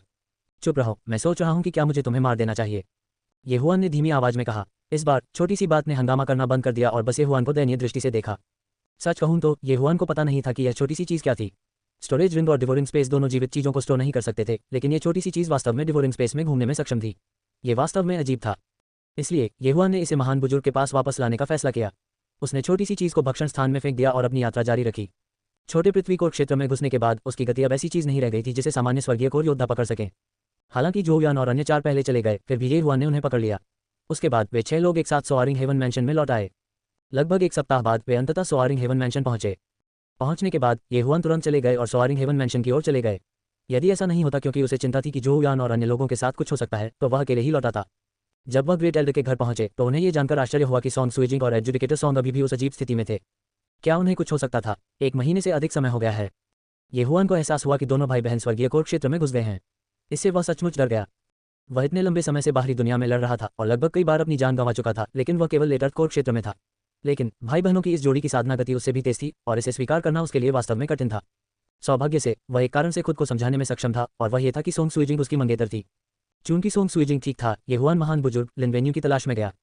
ठीक इसी समय बांस का जंगल एक बार फिर भ्रम की स्थिति से ढक गया था। बिना किसी अन्य विकल्प के येहुआन जोर से चिल्लाया, महान बुजुर्ग, येहुआन आपसे मिलना चाहता है। 1 सेकंड से भी कम समय में लिनवेन्यू द्वारा भ्रम गठन को हटा दिया गया। पागल! लकड़ी की झोपड़ी का दरवाजा खोला गया और एक सफेद बालों वाली महिला बाहर निकली। उसने येहुआन की ओर देखा और कहा, चिंता मत करो, तुम्हारी मंगेतर ठीक हो जाएगी। येहुआन चौंक गया था। उसे उम्मीद नहीं थी कि उसके विचार किसी के सामने आएंगे। लेकिन इस बार वह सिर्फ सोंग सुइजिंग की वजह से यहाँ नहीं आए। उन्होंने लिनवेन्यू की शांत अभिव्यक्ति को देखा और कहा, महान बुजुर्ग, मुझे आश्चर्य है कि क्या आपने ये चीज़ पहले देखी है। ऐसा कहने के बाद उसने अपने भक्षण स्थान से जानवर फंसाने वाले पिंजरे को बाहर निकाला। लेकिन अगले ही पल वह ये देखकर चौंक गया कि जानवर फंसाने वाला पिंजरा खुला था और छोटी सी चीज़ अंदर नहीं थी। उसका दिल बैठ गया। उसने पाया कि वह छोटी सी चीज़ एक बार फिर उसके भक्षण स्थान के सभी प्राकृतिक खजानों पर कदम रख रही थी। तारांकन के कमीने, बाहर आओ। एक विचार के साथ येहुआन ने छोटी सी चीज़ पकड़ ली और उसे बीस्ट ट्रैपिंग केज में फेंक दिया। छोटी सी चीज़ को देखने के बाद महान बुजुर्ग की आंखें टिमटिमा गईं और कहा, यह एक रॉक स्पिरिट है, एक प्रकार का अजीब जानवर है। ये बहुमूल्य अयस्कों से पैदा हुआ है, लेकिन यह अत्यंत दुर्लभ है। ये सुनने के बाद येहुआन की आंखें चमक उठीं और कहा, महान बुजुर्ग, इस चीज़ का क्या फ़ायदा? यह अजीब जानवर एक प्रकार का राक्षसी जानवर है। यदि इसका अच्छी तरह से पालन पोषण किया जाए तो यह भविष्य में एक गहरे जानवर के रूप में विकसित हो सकता है। यह एक पवित्र जानवर भी बन सकता है जिसकी तुलना आत्मा क्षेत्र के 4थे चरण से की जा सकती है, लिनवेन्यू ने समझाया। पवित्र जानवर? ये सुनकर येहुआन की आंखें चमक उठीं। क्या वाइवन एक पवित्र जानवर नहीं है? लेकिन महान बुजुर्ग, एक गहरे जानवर के विकास का समय बहुत लंबा लगता है, येहुआन ने फिर पूछा। ये सही है, लेकिन यह अजीब जानवर अलग है। ये रॉक स्पिरिट मुख्य रूप से अयस्कों और अन्य फोजिंग सामग्रियों पर निर्भर करता है। जब तक ये बहुत अधिक खाता है, यह अपनी वृद्धि की गति को बहुत बढ़ा सकता है, लिनवेन्यू ने कहा। चूंकि आपके पास बहुत सारे प्राकृतिक खजाने हैं, जब तक आप इसे अपनी पूरी ताकत से पोषित करते हैं, ये भविष्य में आपके लिए एक बड़ी मदद बन सकता है। ये सुनकर बीस्ट ट्रैपिंग केज में छोटी चट्टान ने अपनी आंखें झपकाईं। इसने येहुआन को ऐसे देखा जैसे वह कह रहा हो, क्या तुमने ये सुना? जल्दी करो और मुझे बाहर जाने दो। येहुआन ने एक पल के लिए सोचा, लेकिन उसे कैसे पता चलेगा कि छोटी चट्टान कृतघ्न थी? भविष्य में शक्तिशाली होने पर क्या यह उसे रौंद कर मार डालेगा? एक अनुबंध समाप्त करें। अनुबंध। इसने येहुआन को याद दिलाया कि भक्षण प्रणाली में कई रहस्यमय जानवर थे। यह मिल गया, दास अनुबंध, समान अनुबंध, सहजीवी अनुबंध। येहुआन को तुरंत बहुत सी चीजें मिल गईं। उसने चुपचाप लिटिल शितों की ओर देखा और एक चालाक मुस्कान दिखाए। लिटिल शितों ने अपनी आंखें झपकाईं और अवचेतन रूप से कुछ कदम पीछे हट गया। उसे अचानक एक बुरा पूर्वाभास हुआ। महान बुजुर्ग, मैं पहले छुट्टी लूंगा। येहुआन ने लिनवेन्यू पर अपनी मुट्ठी बांध ली और चला गया। लिनवेन्यू ने उसके सामने देखा और कुछ देर चुपचाप वहीं खड़ा रहा। फिर वह अपने छोटे से लकड़ी के घर लौट आए। अल्पविराम। टीएस, देखो, अगर मैं तुम्हें नहीं मारता, तुम्हारी हिम्मत कैसे हुई मेरा खाना खाने और मेरे खजाने को नष्ट करने की? बांस के जंगल से निकलने के बाद येहुआन ने अपने हाथ में एक पिंजरा ले लिया और गुस्से में शाप दिया। पिंजरे में छोटी सी बात के लिए ये पिंजरे के चारों ओर भाग रहा था जैसे कि प्रलय आ गया था। येहुआन तुरंत अपने आवास पर लौट आया और अपने पीछे का दरवाजा बंद कर लिया। उसने पिंजरे को बिस्तर पर रख दिया और उसके सामने पालती मारकर बैठ गया। आओ आओ आओ, पहले निम्न स्तरीय दास अनुबंध का प्रयास करें। येहुआन ने एक भेड़ की खाल का स्क्रॉल निकाला और उसे बिस्तर पर फैला दिया। उद्धरण चिन्ह, अल्पविराम, उद्धरण चिन्ह। वह कुछ ऐसे शब्द बुदबुदाने लगा जिन्हें समझना कठिन था। पिंजरे के अंदर लिटिल शितों चौंक गया और उसने जल्दी से अपना हाथ पिंजरे से बाहर निकाला। फिर एक क्रैकिंग ध्वनि के साथ उसने वास्तव में पिंजरे को खोला। फिर वह जल्दी से भाग निकला। आवाज सुनकर ये हुआन की आंखें खुल गईं। वह लगभग मौत से डर गया था। ये छोटा लड़का वास्तव में फिर से जेल से भाग गया, ठीक उसकी नाक के नीचे। हालांकि ये छोटी सी चीज अधिक से अधिक एक राक्षसी जानवर थी, यहाँ तक कि एक आध्यात्मिक जानवर भी नहीं। ये हुआन ने पहुंचकर इसे पकड़ लिया। मुझे लगता है कि जानवरों के लिए उच्च श्रेणी का पिंजरा बनाना बेहतर है। ये हुआन ने एक नया पिंजरा निकालते समय मन ही मन सोचा। ये पिछले वाले की तुलना में अधिक उत्तम था और लगभग उसी आकार का था। उसने छोटी सी चीज अंदर फेंक दी और लोहे का छोटा दरवाजा बंद कर दिया। आप इसे अभी नहीं खोल सकते, है ना? ये हुआन हंस पड़ा। केवल उसका अमृतसर ही इस पिंजरे को खोल सकता था। जब तक उसने पिंजरे को नष्ट नहीं किया, ये छोटी सी चीज बच नहीं पाएगी। छोटी सी चीज अंदर इधर उधर भाग रही थी, अपनी दो पतली भुजाएं फैला रही थी जैसे कि वह चिल्ला रही हो, मुझे बाहर जाने दो। ये हुआन ने उसे नजरअंदाज कर दिया और अपने अनुबंध मंत्र का जाप करना जारी रखा। उद्धरण चिन्ह अल्पविराम उद्धरण चिन्ह। कुछ सेकंड बाद चर्मपत्र पर एक बैंगनी वृत्त दिखाई दिया। ये हुआन ने अपनी उंगली काट ली और अपना खून घेरे में टपका दिया। टीएस आपका काम खत्म हो गया। ये हुआन ने 20 ट्रैपिंग केज को अंदर रखा और मंत्र का जाप जारी रखा। चर्मपत्र पर गठन का विस्तार हुआ और पूरे पिंजरे को घेर लिया गया। डिंग, गठन विफल। ये हुआन के दिमाग में अचानक एक सिस्टम अधिसूचना गूंज उठी। क्या असफल? ये हुआन की आंखें चौड़ी हो गईं। उन्होंने तुरंत प्रतिक्रिया दी। शायद ऐसा इसलिए था क्योंकि लिल्थिंग का स्तर बहुत ऊंचा था, इसलिए अनुबंध का स्तर पर्याप्त ऊंचा नहीं था। मध्यवर्ती नौकर अनुबंध। उन्होंने एक नए अनुबंध के बदले में कुछ डिवोट पॉइंट खर्च किए। 10 सेकंड बाद डिंग, गठन विफल। ऐसा लगता है जैसे यह अभी भी पर्याप्त नहीं है। उन्नत नौकर अनुबंध। ये हुआन ने अपना तीसरा प्रयास शुरू किया। इस उन्नत नौकर अनुबंध के लिए उन्हें कुल 500 डिवोट पॉइंट का खर्च आया। डिंग, गठन विफल। फिर से वही नोटिफिकेशन सुनाई दिया। ये हुआन स्तब्ध रह गया। यहाँ तक कि उन्नत नौकर अनुबंध भी काम नहीं आया। क्या ऐसा हो सकता है कि उसे शीर्ष स्तर की आवश्यकता हो? ताली बजाओ, ताली बजाओ। ये हुआन को कई बार असफल होते देख लिल्थिंग in the beast trapping cage ने उत्साहपूर्वक सलाखों को थप्पड़ मार दिया। अगर उसका मुंह होता तो वह तब तक जरूर हंसता जब तक उसके दांत नहीं गिर जाते। मेरे दुर्भाग्य पर खुश मत होइए। अब तुम मेरे कैदी हो। बेहतर होगा कि आप आज्ञाकारी ढंग से मेरी बात माने। जब तक तुम मेरा पीछा करोगे तुम्हें हर दिन अच्छा खाना मिलेगा। आपको क्या लगता है? ये हुआन ने जबरदस्ती करना शुरू कर दिया। लिल्थिंग ने अपना सिर हिलाया। यह दर्शाता है कि वह स्वतंत्रता के अलावा कुछ नहीं चाहता था। यहाँ मैं तुम्हें यह मध्यवर्ती पृथ्वी हथियार दूंगा। ये हुआन ने इंटरमीडिएट अर्थ वेपन का आदान प्रदान किया, फिर 20 ट्रैपिंग केज खोला। हालांकि लिल्थिंग दौड़ना चाहता था, लेकिन वह अपने हाथ के एक हिस्से से ही उसे वापस पकड़ सकता था। उसे डर नहीं था कि लिल्थिंग भाग जाएगी। जब लिल्थिंग ने मिडिल रैंक आर्टिफैक्ट देखा तो उस पर झपटते ही उसकी आंखें तुरंत चमक उठी। फिर उसकी बड़ी आंखों के नीचे एक दरार दिखाई दी और उसने ब्लेड को काट लिया। अरे, तुम्हारा मुंह है। ये हुआन हैरान था, जबकि वह अभी भी सदमे में था। लिल्थिंग ने वास्तव में पूरे इंटरमीडिएट अर्थ वेपन को निगल लिया। अरे, यह मेरी तलवार भक्षण तकनीक के बराबर है। ये हुआन ने आह भरी, फिर पूछा, आप क्या सोचते हैं? जब तक तुम मेरा पीछा करोगे तुम्हारे पास हर दिन खाने के लिए ये चीजें होंगी। लिल्थिंग ने अपना मुंह बंद कर लिया, लेकिन फिर भी अपना सिर हिलाया। धिक्कार है, तुमने मेरा खाना खा लिया और फिर भी मना करने की हिम्मत की। ये हुआन बाहर पहुंचा और लिल्थिंग को उल्टा लटका दिया। लिल्थिंग ने इशारा किया। ये हुआन स्तब्ध रह गया, फिर बोला, तुम्हारा मतलब ये पर्याप्त नहीं है? लिल्थिंग ने सिर हिलाया। ठीक है, यह कोशिश करो। ये हुआन ने एक और उच्च श्रेणी की पृथ्वी कलाकृति का आदान प्रदान किया जिसकी कीमत 5 डेवोट क्रिस्टल थी। लिल्थिंग ने कुछ ही सेकंड में तलवार निगल ली। आप क्या सोचते हैं? ये हुआन ने फिर पूछा। लिल्थिंग ने फिर भी अपना सिर हिलाया, फिर इशारा किया। क्या तुम्हें 100 चाहिए? ये हुआन हैरान था। ऊपरी पृथ्वी के 100 हथियारों की कीमत 500 भक्षण क्रिस्टल के बराबर थी। लिल्थिंग का मतलब था कि उसे एक दिन में इतने सारे खाने पड़ते थे। यदि वह प्रतिदिन 500 भक्षण क्रिस्टल खाता तो प्रति माह 15,000 खा लेता। नहीं, 5। ये हुआन ने सौदेबाजी शुरू कर दी। लिल्थिंग ने भी अपना सिर हिलाया, फिर इशारा किया।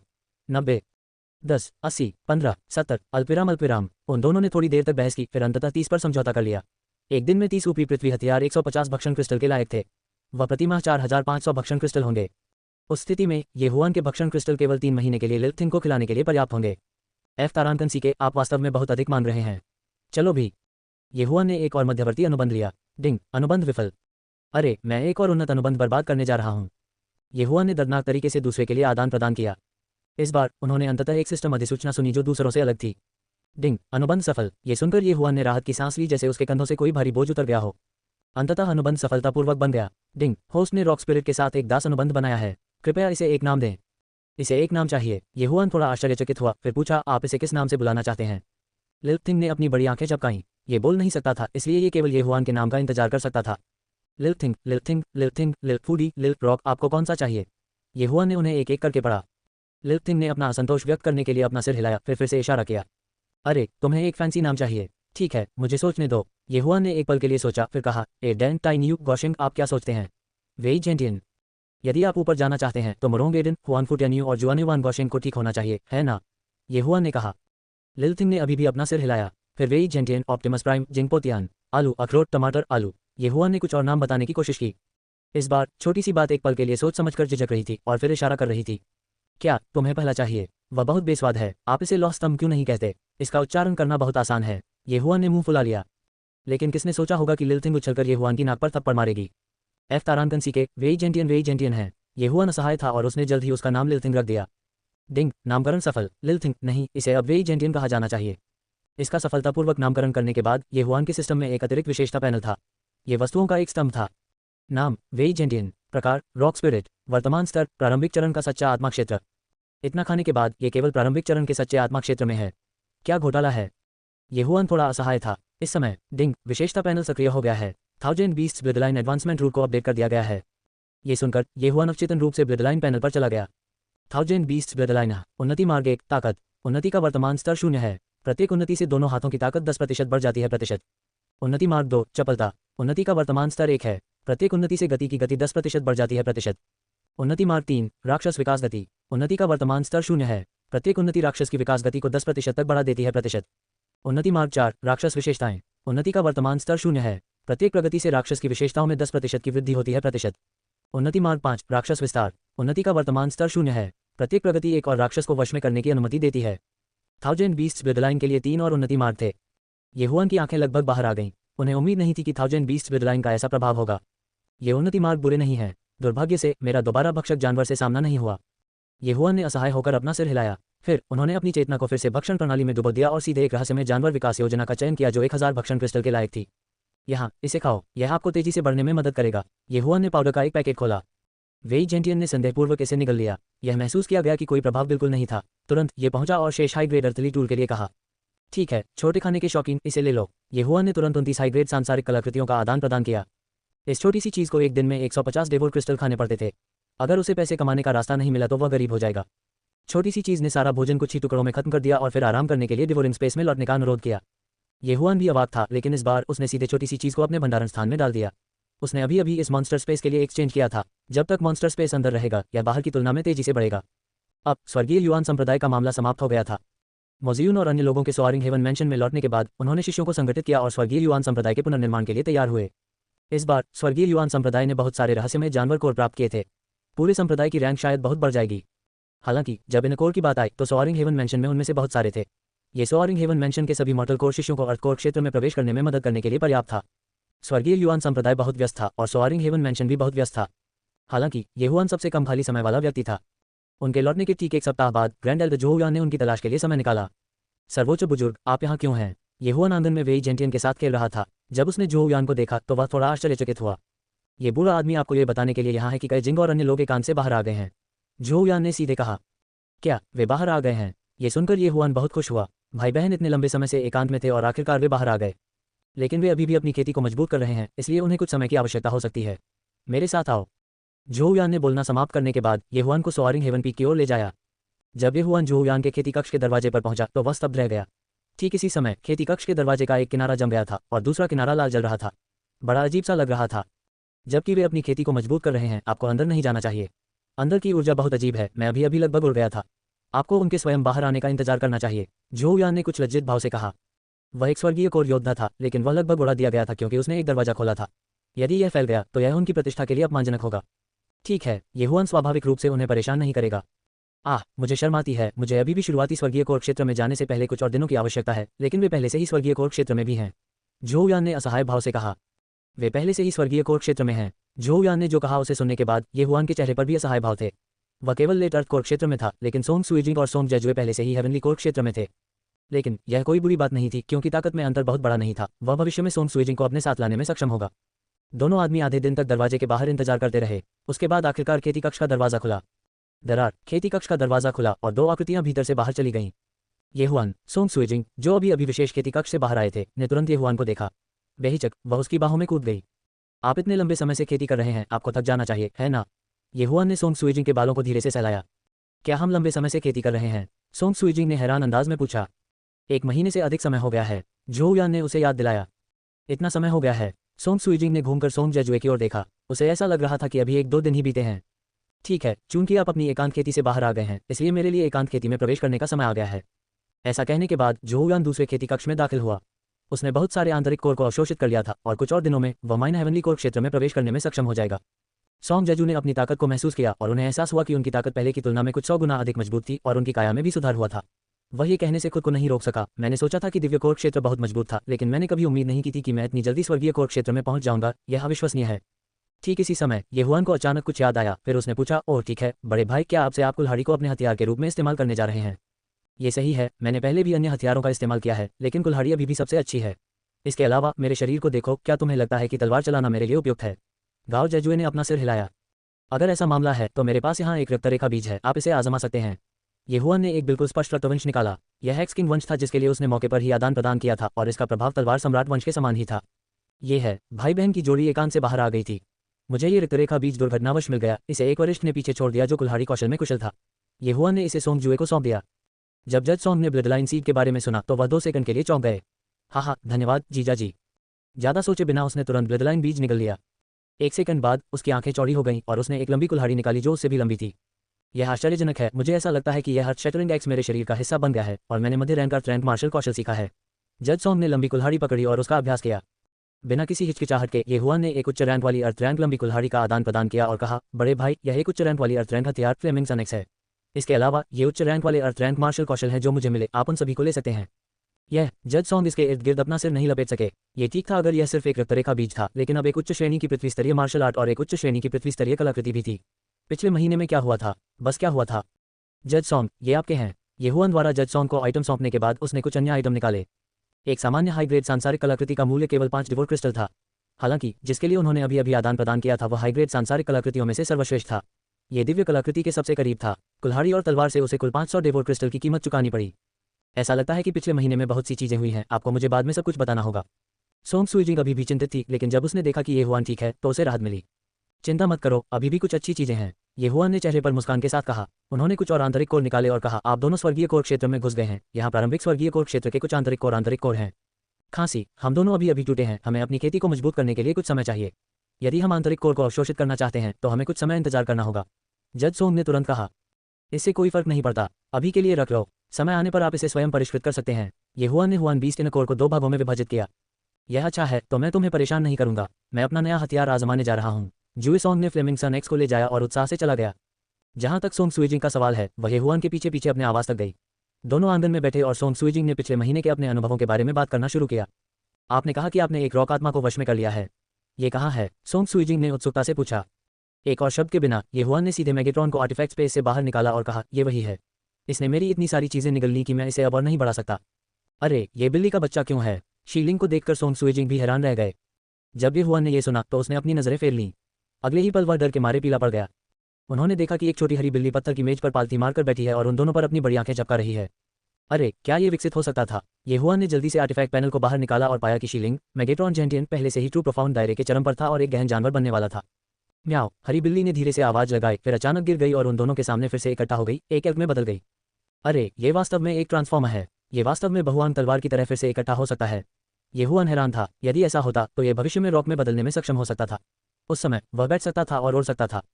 सोंग सुईजिंग ने चमकती आंखों से मिनी एल्क की ओर देखा और कहा, क्या ये रॉक स्पिरिट है? यह आगे और पीछे कैसे बदल सकता है? क्या यह हीरो बैकपिग में बदल सकता है? जब रॉक स्पिरिट ने यह सुना तो उसकी पलकें झपक गईं और वह तुरंत फिर से बदल गया। ये वास्तव में एरो बैकपिग में बदल गया, लेकिन यह एक छोटा संस्करण था। इतना प्यारा, इसका नाम क्या है? सोंग सुईजिंग ने एरो बैकपिग को अपने हाथ की हथेली में पकड़ लिया और उत्सुकता से पूछा। ओह, मैगेट्रॉन, येहुआन ने अजीब तरह से कहा। इस दुनिया में कोई ट्रांसफॉर्मर नहीं था, इसलिए उसने निश्चित रूप से इसके बारे में नहीं सुना था। तो चलिए इसे लिटिल तियान कहते हैं। लिटिल तियान, क्या आप वापस अपने मूल रूप में बदल सकते हैं? सोंग सुईजिंग ने फिर पूछा। फिर एरो बैकपिग फिर से बदल गया और एक अखरोट के अपने मूल स्वरूप में लौट आया जिसे एक ज़ोंबी ने काट लिया था। इसके 2 पतले हाथ और 2 पतले पैर थे। इस समय उसने अचानक अपना हाथ बढ़ाया और येहुआन का सामना किया। अरे, क्या मैंने इसे आज सुबह ही तुम्हें नहीं दे दिया? क्या प्रदर्शन शुल्क? येहुआन अवाक था, ये वास्तव में एक खाने का शौकीन था। उसने तुरंत 2 उच्च रैंक वाली सांसारिक कलाकृतियां निकाली और मैगेट्रॉन ने उन दोनों के सामने उन्हें निगल लिया। यह इन्हें खाता है। सोंग सुईजिंग लगभग डरकर मर गया था। वे 2 उच्च रैंक वाली सांसारिक कलाकृतियां थीं। हाँ, यह एक दिन में उनमें से 30 को खा जाता है। येहुआन ने सिर हिलाया। उनमें से 30 सांसारिक कलाकृतियां? सोंग सुईजिंग ने अपनी आंखें घुमा लीं। एक उच्च रैंक वाली सांसारिक कलाकृति पूरे ग्रेट सौंग राजवंश को खरीदने के लिए पर्याप्त थी। उनमें से 30 पूरे पूर्वी क्षेत्र या यहाँ तक कि 4 प्रमुख क्षेत्रों को खरीदने के लिए पर्याप्त थे। सबसे महत्वपूर्ण बात यह है कि यह एक दिन के लिए मैगेट्रॉन का भोजन शुल्क था। तुम छोटी सी बात हो, तुम पहले से ही एक चरम सच्चे गहन क्षेत्र आत्मा जानवर हो। यदि आप फिर से टूट गए तो आप एक गहरा जानवर बन जाएंगे। लेकिन आप हमेशा इतने छोटे नहीं रहेंगे, है ना? येहुआन ने पूछा। मैगेट्रॉन ने अपना सिर हिलाया, फिर वह जमीन पर कूद गया और अनगिनत छोटे पाउडर में बिखर गया। अगले दृश्य ने येहुआन और सोंग सुईजिंग को स्तब्ध कर दिया। उन्होंने मैगेट्रॉन के छोटे पाउडर को धीरे धीरे फैलते देखा। पलक झपकते ही यह सॉकर बॉल के आकार का हो गया, फिर पत्थर की मेज के आकार का। येहुआन ने तुरंत कहा, मुझे आपका सबसे बड़ा रूप देखने दो। मैगेट्रॉन ने यह सुना और पागलपन से विस्तार करना शुरू कर दिया। अंत में ये 10 मीटर लंबे विशालकाय में संघनित हो गया। 10 मीटर लंबा विशालकाय एक गहन पृथ्वी कोर क्षेत्र हरा स्रोत विशालकाय प्रतीत होता था। क्या आप रॉक में बदल सकते हैं और उड़ सकते हैं? ये हुआ ने फिर पूछा। अगले ही पल ग्रीन सोर्स जॉइंट विघटित हो गया और 10 मीटर के पंखों वाले रॉक में बदल गया। इसने आकाश में एक घेरा उड़ा दिया। बुरा नहीं, इसकी गति पहले ही सामान्य सोआरिंग स्काई रॉक को पार कर चुकी है। यदि यह एक बार और बढ़ता है तो यह एक गहरा जानवर बन जाएगा। ये हुआ ने संतोषजनक ढंग से सिर हिलाया। ऐसा लग रहा था कि वह इस बार वास्तव में भाग्यशाली था। केवल एक सप्ताह में मैगेट्रॉन लगभग गहन जानवर क्षेत्र में पहुंच गया। यदि उसे 1 महीना दिया जाता तो क्या वह कम से कम पृथ्वी कोर क्षेत्र तक नहीं पहुंच पाता? यदि उसे 1 वर्ष का समय दिया जाता तो क्या वह फ्लाइंग ड्रैगन क्षेत्र में प्रवेश नहीं कर पाता? रॉक स्पिरिट ग्रीन रॉक में बदल गया और तुरंत अन्य शिष्यों का ध्यान आकर्षित किया। वह किस प्रकार का आत्मा जानवर है? एक हरा रॉक। मैंने इसके बारे में पहले कभी कैसे नहीं सुना। मैंने सुना है कि यह एक आत्मा जानवर है जिसे वरिष्ठ भाई ये ने वश में किया है। मुझे लगा कि वह अभी ग्रीन रॉक स्पिरिट है। वह रॉक में कैसे बदल गया? आइए बस अपनी खेती पर ध्यान केंद्रित करें। वरिष्ठ भाई ये पहले से ही स्वर्गीय कोर योद्धाओं को मार सकते हैं और हम अभी तक पृथ्वी कोर क्षेत्र में भी नहीं पहुंचे हैं। चलो चलें। शिष्यों का एक समूह आपस में चर्चा कर रहा था। कचरा जिसे उठाया नहीं जा सकता। वर्तमान में सोअरिंग हेवन मैंशन की संरचना बदलने वाली थी। चारों जागीरें एक में विलीन हो सकती हैं। आखिरकार इतने सारे आंतरिक कोर के साथ कोई भी दिव्य कोर क्षेत्र में प्रवेश करने में सक्षम होगा। हालांकि इस समय से ही अचानक दरवाजे पर एक आकृति आ गई। ये हुआन, क्या तुम यहाँ हो? दरवाजे के बाहर से आवाज आई। जब ये हुआन ने इसे सुना तो वह आश्चर्यचकित रह गया, क्योंकि यह डिवाइन प्रीफेक्चर अलायंस के प्रमुख जेंग मियाओ की आवाज थी। वरिष्ठ शिष्य जेंग, कृपया अंदर आएं। ये हुआन चिल्लाया। जेंग मियाओ जल्दी से बाहर से अंदर चला गया। वरिष्ठ शिष्य जेंग, गुआंगजिन शहर कैसा है? ये हुआन ने जल्दी से पूछा। वह जानता था कि जेंग मियाओ के सोअरिंग हेवन मैंशन में वापस आने का कारण गुआंगजिन शहर था। ये सुनकर जेंग मियाओ ने अपना सिर हिलाया और कहा, अच्छा नहीं कि कुइलिंजियांग मध्य प्रांत में लौट आया है और जल्द ही वह गुआंगजिन सिटी के मेयर के पद के लिए हमसे प्रतिस्पर्धा करेगा। वरिष्ठ शिष्य जेंग, क्या ओपी 3 शहरों के मेयर इस पद के लिए प्रतिस्पर्धा कर सकते हैं? ये हुआन आश्चर्यचकित था। नहीं, कुइलिंजियांग सन हिल सिटी के मेयर हैं। वह इस पद के लिए प्रतिस्पर्धा नहीं करेंगे, लेकिन उनके पिता करेंगे। जेंग मियाओ ने सिर हिलाकर कहा। कुइलिंजियांग के पिता? ये हुआन चौंक गया। शायद केवल एक स्वर्गीय कोर योद्धा ही जेंग मियाओ को उससे डरा सकता था। गुआंगजिन शहर के मेयर की मृत्यु के बाद फर्स्ट सिटी मेयर ने किसी को मेयर की हवेली में रहने के लिए भेजा। मेयर पद के लिए प्रतिस्पर्धा करने के लिए कोई भी आवेदन कर सकता है। अभी 10 से अधिक अर्ली हेवनली कोर योद्धाओं ने आवेदन किया है, जिनमें ऊपरी 3 शहरों के योद्धा भी शामिल हैं। कुइलिंजियांग के अलावा एक और स्वर्गीय कोर योद्धा है। जेंग मियाओ ने ये हुआन को समझाना शुरू किया। 2 स्वर्गीय कोर योद्धा। ये हुआन ने अपनी आंखें तिरछी कर लीं। ये सभी स्वर्गीय जल महाद्वीप के शीर्ष योद्धा थे, लेकिन जब उसने सुना कि 10 से अधिक अर्ली हेवनली कोर योद्धा प्रतियोगिता में शामिल हो गए हैं तो उसकी आंखें चमक उठी। मूल रूप से उन्होंने सोचा था कि जो कोई भी पहले मेयर की हवेली में पहुंचेगा उसे पद मिलेगा, लेकिन उन्हें उम्मीद नहीं थी कि उन्हें आवेदन करने की आवश्यकता होगी। इसे देखते हुए शायद उसे कुछ लाभ मिल सके। वरिष्ठ मार्शल भाई जेंग, आपकी यात्रा का उद्देश्य है? ये हुआन ने फिर पूछा। मेरे दादाजी आपकी मदद चाहते हैं। यदि हम गुआंगजिन शहर पर कब्जा करने में सफल हो जाते हैं तो हम मुनाफे को आधे में बांट देंगे। जेंग मियाओ ने कहा। 50-50 का विभाजन इसे 50-50 बना देगा। गुआंगजिन शहर के लाभ अधिक नहीं हो सकते हैं, लेकिन गुआंगजिन शहर के क्षेत्र के सभी शहरों को हर साल गुआंगजिन शहर को कर देना पड़ता है। इसके अलावा युआंग यीबो के पास निश्चित रूप से कई निजी खदानें और खजाना भूमि थी। यदि उन सभी का खनन किया जाता तो मूल्य अथाह होता। ठीक है, मैं सहमत हूँ। ये हुआन ने सिर हिलाया। इस समय सोंग सुइजिंग ने भी आनंद फानन में कहा, मैं भी जाना चाहता हूँ। एन, अपने बड़े भाई से भी हमारे साथ जुड़ने के लिए कहो। हम इस अवसर का उपयोग कुछ अनुभव प्राप्त करने के लिए कर सकते हैं। मैं देखना चाहता हूँ कि स्वर्गीय कोर क्षेत्र में प्रवेश करने के बाद अब आप सभी कितने मजबूत हैं। ये हुआन ने अपना सिर हिलाया। कमरे में प्रवेश करने के क्षण से जेंग मियाओ को लगा कि सोंग सुइजिंग असाधारण था। अब जब उसने ये हुआन की बातें सुनी तो वह दंग रह गई। स्वर्गीय कोर क्षेत्र, यदि वह युवा गुरु यांगलिंग सोंग सुइजिंग के सामने होता तो वह एक चींटी से ज्यादा कुछ नहीं होता। बिना किसी हिचकिचाहट के सोंग सुइजिंग चले गए और निर्णायक सोंग की तलाश में चले गए। मेयर की लड़ाई शुरू होने वाली थी और उन्हें जल्दी से मध्य प्रांत जाना पड़ा। बहुत जल्द निर्णायक सोंग भी दौड़ पड़ा। वह अनुभव प्राप्त करने के लिए जगह न होने को लेकर चिंतित थे। जेंग मियाओ ने यहाँ सोअरिंग क्लाउड बर्ड की सवारी की, इसलिए सोअरिंग क्लाउड मैंशन से सेंट्रल प्रोविंस सिटी तक यात्रा करने में उन्हें केवल 1 दिन लगा। ठीक इसी समय जेंग शुहाई और अन्य लोग मुख्य हॉल में चर्चा कर रहे थे। जब उन्होंने जेंग मियाओ और ये हुआन को देखा तो वे तुरंत खड़े हो गए। छोटे भाई, हाँ आखिरकार तुम यहाँ हो। जेंग शुहाई तेजी से आगे बढ़े और उनका स्वागत किया। ये हुआन करीब आया और पता चला कि जेंग यू और एक अन्य मध्यम आयु वर्ग का व्यक्ति दोनों अर्ली हेवनली कोर क्षेत्र में घुस गए थे। उन्होंने तुरंत उन्हें बधाई दी। बधाई हो वरिष्ठों। ये सब उन परिष्कृत गोलियों के लिए धन्यवाद है जो आपने मुझे दी थी। बहुत बुरा, मेयर की लड़ाई में केवल 7 दिन बचे हैं और मैं 7 दिनों में लेट हेवनली कोर क्षेत्र में प्रवेश नहीं कर पाऊंगा। जेंग शुहाई ने अपना सिर हिलाया। उसके बाद उन्होंने सोंग सुइजिंग और निर्णायक सोंग को देखा जो ये हुआन के पीछे खड़े थे। फिर उन्होंने पूछा, ये दोनों हैं? यह मेरी मंगेतर सोंग सुइजिंग है और यह मेरा बड़ा भाई निर्णायक सोंग है। उसे अर्ली हेवनली कोर योद्धा के साथ लड़ने में सक्षम होना चाहिए और वह मेरे साथ लड़ाई में शामिल होगा। ये हुआन ने उन्हें एक दूसरे से मिलवाया। हाँ, ये बुरा आदमी आपको धन्यवाद देता है। जेंग शुहाई ने आभार व्यक्त किया। वरिष्ठ, आप बहुत दयालु हैं। गीत सुइजिंग मुस्कुराया। वह वास्तव में खुश थी क्योंकि इस बार वह अंततः ये हुआन की मदद कर सकती थी। छोटे भाई, ये अब हम नंबर 1 मुख्य शहर में क्यों नहीं जाते? जेंग शुहाई ने फिर पूछा। ठीक है, ये हुआन ने अपना सिर हिलाया। उसके बाद वे सोअरिंग क्लाउड बर्ड पर बैठे और नंबर 1 मुख्य शहर सेंट्रल प्रोविंस सिटी के केंद्र की ओर चले गए। ठीक इसी समय मध्य प्रांत शहर के सभी शक्तिशाली योद्धा वहां एकत्र हुए थे। एक मुख्य शहर का मेयर बेहद शक्तिशाली होता था और इसने बड़ी संख्या में लोगों को आकर्षित किया था, जिनमें मध्य प्रांत शहर के कुछ संप्रदाय और परिवार और यहाँ तक कि साधारण ताकत वाले कुछ अकेले योद्धा भी शामिल थे। बेशक उनमें से कुछ मेयर पद के लिए लड़ने के लिए यहाँ नहीं थे, वे मेयर बैटल से लाभ प्राप्त करने के लिए यहाँ थे। इस बार नंबर 1 मुख्य शहर तक पहुंचने में सोअरिंग क्लाउड बर्ड को पूरा दिन लग गया। नंबर 1 मुख्य शहर में एक शहर की दीवार थी जो 10,000 मीटर से अधिक लंबी थी और अनगिनत लोग इसके भीतर रहते थे। उसी समय एक विशेष नियम था और वह यह था कि किसी भी पक्षी या जानवर को नंबर 1 मुख्य शहर के ऊपर से उड़ने की अनुमति नहीं थी। इस नियम के कारण सोअरिंग क्लाउड बर्ड केवल नंबर 1 मुख्य शहर के बाहर ही उतर सका। उसके बाद झेंग शुहाई ने शोर शराबे वाली सड़कों से होते हुए येहुआन का नेतृत्व किया और मेयर की हवेली पर पहुंचे। तो ये शहर के मेयर की हवेली में नंबर 1 है, वह यहाँ का एक शक्ति क्षेत्र योद्धा है, तो नंबर 1 मुख्य शहर का मेयर कम से कम शक्ति क्षेत्र में होना चाहिए, है ना? येहुआन उसके मन में बुदबुदाया। मेयर बैटल के लिए आवेदन करना बहुत आसान था, कोई भी आवेदन कर सकता है, भले ही वे सच्चे आत्मा क्षेत्र में हों। आवेदन पूरा होने के बाद येहुआन और अन्य दो को एक पहचान टोकन प्राप्त हुआ। 6 दिनों के बाद वे निर्दिष्ट स्थान पर इकट्ठा होंगे और कोई उन्हें मेयर बैटल के स्थान तक ले जाएगा। नंबर 1 मुख्य शहर के रास्ते में झेंग शुहाई ने येहुआन और अन्य दो को मेयर बैटल का प्रारूप समझाया, जो सिटी मेयर टोकन के लिए प्रतिस्पर्धा करना था। नंबर 1 सिटी मेयर गुआंग जिन सिटी के सिटी मेयर का टोकन कहीं छिपा देगा। जब तक किसी को ये टोकन मिल जाता है और वह कुछ समय के लिए इसे अपने पास रखता है, तब तक वह शहर का नया मेयर रहेगा। इसके अलावा हत्या पर कोई प्रतिबंध नहीं था और वे अपनी इच्छानुसार कार्य कर सकते थे। हालांकि जैसे ही येहुआन और अन्य लोगों ने नंबर 1 मुख्य शहर की हवेली छोड़ी, वे लोगों के दूसरे समूह से टकरा गए। इस समूह का नेता वह व्यक्ति था जिससे येहुआन परिचित था। वह सन हिल सिटी के सिटी मेयर कुई लिंजियांग थे। दुश्मनों का संकरे रास्ते पर मिलना तय है, येहुआन ने अवचेतन रूप से कहा। कुई लिंजियांग ने येहुआन और अन्य लोगों की ओर देखा, फिर उसने बेरुखी से परेशान होकर कहा, मैंने तुम्हें पिछली बार जीवित रहने दिया था और मुझे लगा कि तुम जीवित रहने के लिए संघर्ष करोगे। मुझे उम्मीद नहीं थी कि आप आएंगे और डिवाइन लैंड सिटी की मदद करेंगे। कुछ और दिनों में तुम मर जाओगे। ठीक इसी समय एक बूढ़ा व्यक्ति उसके पीछे से निकला और बोला, वह वही व्यक्ति है जिसने सन हिल सिटी के 4 अर्ली हेवनली कोर योद्धाओं को मार डाला। पहला मुख्य शहर। पिताजी, वह वही है। कुई लिंजियांग ने सिर हिलाया। ठीक है, मुझे वह याद रहेगा। समय आने पर मैं तुम्हें स्वयं मार डालूंगा। बूढ़े आदमी की आंखों में हत्या का इरादा कौंध गया। वह कुई लिंजियांग के पिता सन हिल सिटी के पुराने मेयर कुई फैंग थे। जैसे ही झेंग शुहाई और अन्य लोग जवाब देने वाले थे, सोंग सुइजिंग जो येहुआन के बगल में खड़ा था, अचानक एक कदम आगे बढ़ा और ठंडी खर्राटे लेने लगा। बूढ़े आदमी, अपने बुढ़ापे पर भरोसा मत करो, ऐसा मत करो, समय आने पर येहुआन तुम्हारी सारी हड्डियां तोड़ देगा। येहुआन का उपहास होते देख निस्संदेह वह इसे और बर्दाश्त नहीं कर सकी। छोटी लड़की, तुम्हारा मुंह बड़ा है, बेहतर होगा कि तुम मेरे हाथों में न पड़ो, नहीं तो मैं तुम्हें इच्छा दिलाऊंगा कि तुम मर जाओ। कुई फैंग की आंखें एक बार फिर निर्मम भाव से चमक उठीं। उसके बाद उन्होंने दूसरों का नेतृत्व किया और पहले मुख्य शहर में मेयर की हवेली में चले गए। ये कुई परिवार वास्तव में कुछ है, वे एकांत पर्वत के 3 शैतानों को भर्ती करने में भी कामयाब रहे। ऐसा लगता है कि वे गुआंग जिन शहर पर कब्जा करने के लिए कृतसंकल्प हैं, झेंग शुहाई ने कहा। एकांत पर्वत के 3 शैतान कुई लिंजियांग के पीछे 3 नकाबपोश व्यक्ति थे और वे सभी प्रारंभिक स्वर्गीय कोर क्षेत्र में थे। जी हुई, दिंगताओ और अन्य 3 सभी मर चुके थे और कुछ ही दिनों में सन हिल सिटी ने अन्य 3 प्रारंभिक स्वर्गीय कोर योद्धाओं की भर्ती की थी और वे सभी मध्य प्रांत में प्रसिद्ध योद्धा थे। इससे डिवाइन लैंड सिटी पर दबाव महसूस हुआ।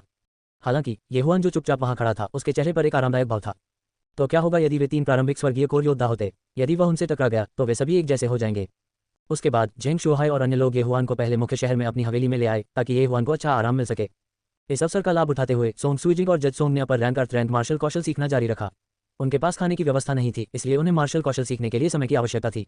हालांकि तलवार सम्राट और उनके पिता की वंशावली के साथ उनके लिए मार्शल कौशल सीखना बहुत आसान था। संबंधित आक्रामक मार्शल कौशल के अलावा अन्य मार्शल कौशल के बारे में उनकी समझ बहुत सामान्य थी। साथ ही येहुआन ने भी इन कुछ दिनों का फायदा उठाकर फर्स्ट मेन सिटी में घूमा। उन्होंने पाया कि फर्स्ट मेन सिटी की हथियार दुकानों में निम्न ग्रेड पृथ्वी हथियार बेचने के अलावा एक मध्य ग्रेड पृथ्वी हथियार भी नहीं था। उच्च ग्रेड पृथ्वी हथियार की तो बात ही छोड़ दें। ऐसा लगता था कि फर्स्ट मेन सिटी के सभी हथियारों पर ऑल अफेयर्स पवेलियन का एक अधिकार था और उन कुलों और संप्रदायों को प्राथमिकता दी गई थी। स्लॉट लड़ाई से पहले अभी भी कुछ दिन थे, इसलिए येहुआन अपनी ताकत में सुधार करने के लिए इस अवसर का लाभ उठाना चाहता था। सीधे शब्दों में कहें, ये पैसा बनाने के लिए था। ऑल अफेयर्स पवेलियन में जब तक कोई इसे वहन कर सकता है, वे सभी प्रकार के काम कर सकते हैं। लोगों को मारने और लोगों की तलाश करने के अलावा करने के लिए चीजें भी थीं। येहुआन तुरंत उसकी तलाश में गया। नंबर 1 मुख्य शहर में असंख्य मंडप पूरे केंद्र राज्य में सबसे बड़ा था। जैसे ही येहुआन ने प्रवेश किया, एक वेटर येहुआन को एक निजी कमरे में ले गया। मुझे कुछ फोजिंग सामग्री की आवश्यकता है, मध्यम और उच्च ग्रेड पृथ्वी स्तरीय सामग्री। मुझे कम से कम 10 मिलियन शीर्ष श्रेणी के क्रिस्टल की आवश्यकता है। आपके पास कितने हैं? येहुआन सीधे मुद्दे पर आ गए। 10 मिलियन शीर्ष श्रेणी के क्रिस्टल। वेटर स्तब्ध रह गया। ये सोचकर कि उसे एक बड़े आदेश का सामना करना पड़ा है, उसने जल्दी से कहा, महामहिम कृपया एक क्षण रुकें। वह हड़बड़ी में चला गया। कुछ ही समय बाद वह किसी अन्य व्यक्ति के साथ वापस आया। येहुआन ने इस व्यक्ति को पहले भी देखा था। ये पहले मुख्य शहर के वाइस सिटी लॉर्ड यांग काई थे। यह आप हैं? उद्धरण चिन्ह। यांग काई द्वारा येहुआन को देखने के बाद येहुआन का मुबेश आश्चर्यचकित रह गया। वरिष्ठ, हम फिर मिलते हैं। येहुआन भी आश्चर्यचकित था। आपको बहुत सारी फोजिंग सामग्री की आवश्यकता है। यांग काई भी सीधे मुद्दे पर आ गए। हाँ, बहुत। येहुआन ने सिर हिलाया। यांग काई ने बकवास बात नहीं की और सीधे कुछ फोजिंग सामग्री निकाली और पूछा, आपको कितने की आवश्यकता है? जितने तुम्हारे पास हैं मैं ले लूंगा, येहुआन ने उत्तर दिया। उनके पास वास्तव में फोजिंग सामग्री की अनंत मांग थी। उसे केवल इसके बारे में सोचने की जरूरत थी और वह सफल हो सकता था। जहां तक शेष सामग्रियों की बात है, वह उन्हें वेई जेंटियन को नाश्ते के रूप में भी दे सकता था। ठीक है, चूंकि तुम्हें बहुत कुछ चाहिए, मैं तुम्हें बाजार मूल्य के अनुसार दे सकता हूं। यांग काई ने सीधे गणना की और फिर 13 मिलियन उच्च गुणवत्ता वाले क्रिस्टल स्टोन्स की संख्या की सूचना दी। ये हुआन ने इतनी संख्या में शीर्ष श्रेणी के क्रिस्टल निकाले और लेनदेन पूरा किया। इसके अलावा सिटी लॉर्ड यांग, क्या आप मध्य रैंक या उच्च रैंक पृथ्वी कलाकृतियों को भी स्वीकार करते हैं? ये हुआन ने फिर पूछा। हाँ, मध्य रैंक पृथ्वी कलाकृतियों की लागत 600 शीर्ष श्रेणी के क्रिस्टल और उच्च रैंक पृथ्वी कलाकृतियों की लागत 60,000 है। बेशक, ये गुणवत्ता पर निर्भर करता है। यांग काई ने अपनी आंखें सिकोड़ ली और बड़ी मात्रा में ये हुआन की गणना करना शुरू कर दिया। मैं देख रहा हूँ, फिर मैं छुट्टी ले लूंगा। ये हुआन की बात खत्म होने के बाद वह सीधे चले गए। यांग काई ने ये हुआन के वापस जाने की ओर देखा और अपने दिल में बुदबुदाया, मुझे आश्चर्य है कि सिटी लॉर्ड को इस छोटे लड़के में इतनी दिलचस्पी क्यों है। अल्पविराम। असंख्य मंडप छोड़ने के बाद ये हुआन अपने निवास पर लौट आए। 13 मिलियन शीर्ष श्रेणी के क्रिस्टल के साथ उन्होंने अनुमान लगाया कि वह कम से कम 300 उच्च रैंक पृथ्वी कलाकृतियां और 20,000 मध्य रैंक पृथ्वी कलाकृतियां बना सकते हैं। यदि वह उन्हें बेच देता तो उसे दोगुना लाभ होता। दुर्भाग्य से कई सामग्रियां नहीं थीं। उसने सीधे एक छोटी सी गली में सब कुछ बनाना समाप्त कर दिया और फिर असंख्य मंडप में लौट आया। ऐसा ही हुआ कि यांग काई हॉल में थे। छोटे भाई, और कुछ चाहिए क्या? जब यांग काई ने ये हुआन को वापस लौटते देखा तो आश्चर्यचकित होकर पूछा। मैं हाई रैंक अर्थ कलाकृतियों का एक बैच लाया। ये हुआन ने सिर हिलाया। यांग काई हैरान रह गया और जल्दी से ये हुआन को एक साइड रूम में ले गया। 300 उच्च श्रेणी की पृथ्वी कलाकृतियां, 20,000 मध्य श्रेणी की पृथ्वी कलाकृतियां, उच्च गुणवत्ता। यांग काई हैरान रह गया। जब उसने इन पृथ्वी कलाकृतियों की मूठ पर नाम देखा तो उसने कहा, ये हुआन। ओह, मेरा परिवार कलाकृतियों के जाली होने के बाद हमेशा उन पर मेरा नाम रखेगा। ये हुआन ने जल्दी से समझाया। यदि उसने यांग काई को बताया कि उसने 1 मिनट में इतनी सारी पृथ्वी कलाकृतियां बना ली हैं तो ये शक्ति क्षेत्र मास्टर निश्चित रूप से मौत के मुंह में चला जाएगा। मुझे उम्मीद नहीं थी कि ऊपरी 3 शहरों में 3 लोहारों के अलावा कोई और स्वामी होगा। ठीक है, मैं इन सभी पृथ्वी कलाकृतियों को पहले की तरह ही कीमत पर खरीदूंगा। यांग काई ने सीधे 30 मिलियन उच्च गुणवत्ता वाले क्रिस्टल पत्थर निकाले। ये हुआन ने इसे मुस्कुराहट के साथ स्वीकार कर लिया और लेनदेन पूरा किया। 17 मिलियन शीर्ष गुणवत्ता वाले क्रिस्टल स्टोन्स और 30 मिलियन शीर्ष गुणवत्ता वाले क्रिस्टल स्टोन्स खेती आधार का शुद्ध लाभ अर्जित किया। लेनदेन पूरा होने के बाद उन्होंने कहा, सिटी लॉर्ड यांग, मुझे अभी भी कुछ चीज़ों की जरूरत है। तुम्हें क्या चाहिए? बस मुझे बताओ, यांग काई ने कहा। Celestial blue stone, dragon Z. ये हुआन ने एक साथ बहुत सी बातें कहीं। आप एक स्वर्ग कलाकृति बनाना चाहते हैं? यांग काई तुरंत समझ गया। एंड मेरे परिवार के बुजुर्ग अभ्यास करना चाहते हैं। इसके अलावा उन्हें हेवन ग्रेड मार्शल आर्ट की आवश्यकता है। मुझे आश्चर्य है कि क्या असंख्य मंडप में कोई है। ये हुआन ने सिर हिलाया। हमारे पास थोड़ा सेलेस्टियल ब्लू स्टोन और ड्रैगन ज़ैड है, लेकिन हमारे पास कोई अन्य सामग्री नहीं है। जहां तक हेवन ग्रेड मार्शल आर्ट का सवाल है, हमारे पास कोई नहीं है। यांग काई ने उत्तर दिया। इस समय ये हुआन को एहसास हुआ कि भले ही असंख्य मंडप में हेवन ग्रेड मार्शल आर्ट हो, वह शायद इसे वहन नहीं कर सकता। ये निश्चित रूप से कुछ ऐसा नहीं था जिसे कुछ 1000 या 10,000 स्पिरिट स्टोन से खरीदा जा सके। फिर मुझे कुछ कीमिया सामग्री की भी आवश्यकता है प्रतियोगिता से 1 दिन पहले। इस बार ये हुआन आधे घंटे तक असंख्य मंडप में रुके। उसके पास पैसे कमाने के बहुत सारे तरीके थे, इसलिए वह परिष्कृत करने के लिए केवल कुछ सामान्य सामग्रियों का चयन कर सकता था। 1 दिन बाद वह गोलियां फिर से असंख्य मंडप में ले आया। साथ ही उसने बदले हुए कुछ खजाने भी निकाल लिए। यांग काई को इन खजानों से बहुत उम्मीदें थीं, लेकिन दुर्भाग्य से उनकी कितनी अदला बदली की जा सकती है, इसकी एक सीमा थी। अंत में ये हुआन ने केवल 100 मिलियन उच्च गुणवत्ता वाले क्रिस्टल स्टोन्स कमाए। हालांकि यह ज्यादा नहीं था, फिर भी यह उसे स्वर्गीय कोर क्षेत्र के एक कदम और करीब ले आया। हालांकि यदि वह गुआंगजिन शहर का सिटी लॉर्ड बनना चाहता है तो उसे कम से कम स्वर्गीय कोर क्षेत्र में प्रवेश करना होगा। इसलिए वह सिटी लॉर्ड प्रतियोगिता से 1 दिन पहले फिर से असंख्य मंडप में गए। इस बार वह कुछ अलग चाहता था। उसे यांग काई मिली। ये हुआन, इस बार तुम्हें क्या चाहिए? यांग काई ने पूछा। इस बार यह एक ग्रिडलाइन बीज है जो मुझे एक वरिष्ठ की गुफा हवेली में मिला। ये हुआन ने एक क्रिस्टल स्पष्ट बीज निकाला और इसे यांग काई को सौंप दिया। एक रक्तरेखा बीज। जब ये 4 शब्द यांग काई के कानों में पड़े तो इसे उसका शरीर जोर से कांपने लगा। अपने वर्तमान दायरे के साथ वह जो कुछ भी सीखा था उसे एक ग्रिडलाइन बीज में संघनित कर सकता था, लेकिन उसे जो कीमत चुकानी पड़ी वह ये थी कि वह एक सामान्य व्यक्ति बन जाएगा। इन ग्रिडलाइन बीजों के प्रभाव क्या हैं? यांग काई ने पूछा। ये ग्रिडलाइन बीज तलवार प्रकार की मार्शल आर्ट की समझ को 10% तक बढ़ा सकता है, साथ ही किसी की ताकत को 10% तक बढ़ा सकता है प्रतिशत। यह उच्च श्रेणी का है, ये किसी की समझ को 20% तक बढ़ा सकता है।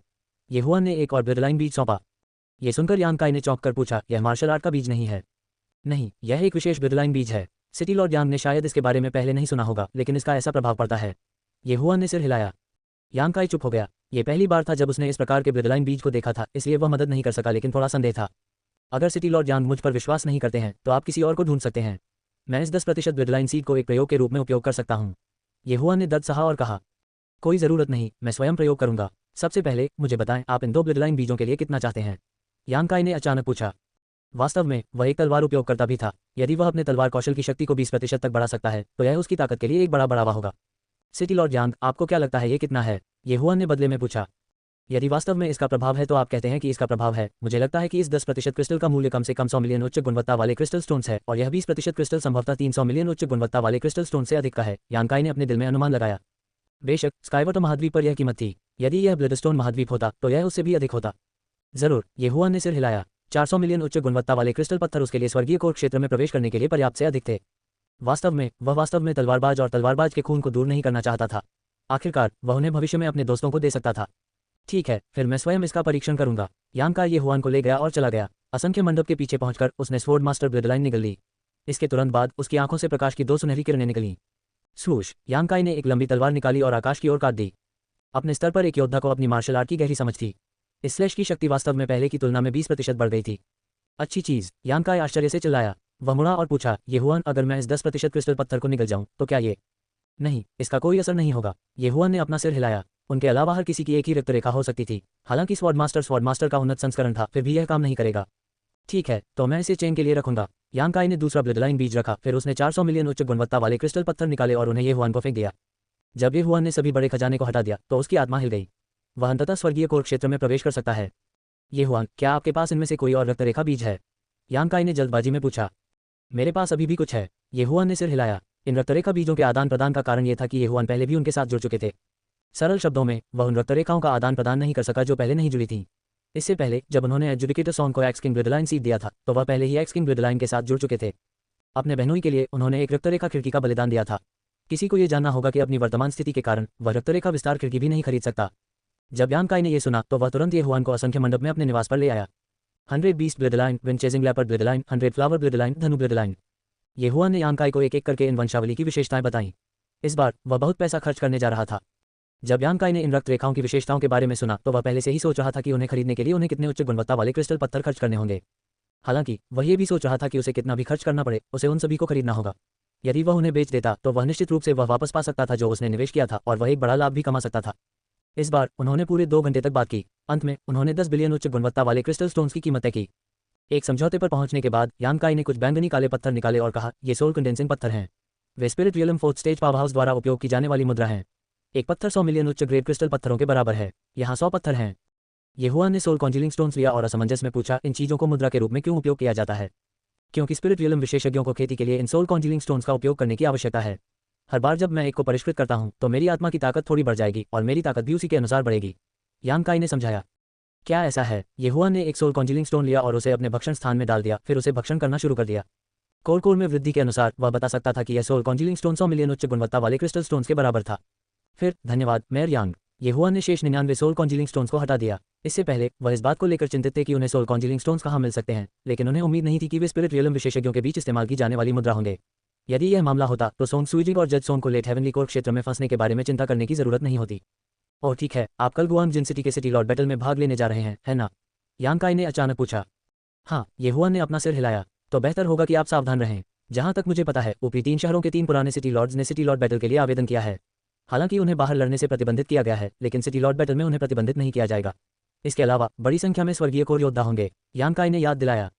ये हुआन ने धन्यवाद दिया, मैं करूंगा। ऊपरी 3 शहरों के 3 पुराने सिटी लॉर्ड्स। तो क्या एक बार जब वह स्वर्गीय कोर क्षेत्र में घुस गया तो उन सभी को फांसी पर लटका दिया जाएगा और पीटा जाएगा? मौत का द्वीप। असंख्य मंडप छोड़ने के बाद ये हुआन अपने स्थान पर लौट आया। सोंग सुइजिंग और जज सोंग अभी भी अपनी मार्शल आर्ट का अभ्यास कर रहे थे, जबकि उन्होंने खुद को अपने कमरे में बंद कर लिया था। उसने एक सोल कॉन्जीलिंग स्टोन निकाला और उसे खाना शुरू कर दिया। डेवोर डिंग, मेजबान स्वर्गीय कोर क्षेत्र में घुस गया है। 5 सोल कॉन्जीलिंग स्टोन्स को निगलने के बाद अंततः उसने सिस्टम की अधिसूचना सुनी। स्वर्गीय कोर क्षेत्र, वह अंततः टूट गया था। कुई फैंग, मुझे आशा है कि आप मुझसे नहीं मिलेंगे, यदि नहीं तो आप एक भयानक मौत मरेंगे। ये हुआन उसके मन में बुदबुदाया। उन्हें आज भी याद है कि कुछ दिन पहले कुई फैंग ने सोंग सुइजिंग से किस तरह बात की थी। एक ऐसे व्यक्ति के रूप में जो छोटी से छोटी शिकायत का बदला लेना चाहता है, वह बदला कैसे नहीं ले सकता? थप्पड़ मारो, थप्पड़ मारो। उसके टूटने के ठीक बाद वेई जेंटियन, जो उसके बगल में था, उसके कंधे पर चढ़ गया और उसे थपथपाता रहा।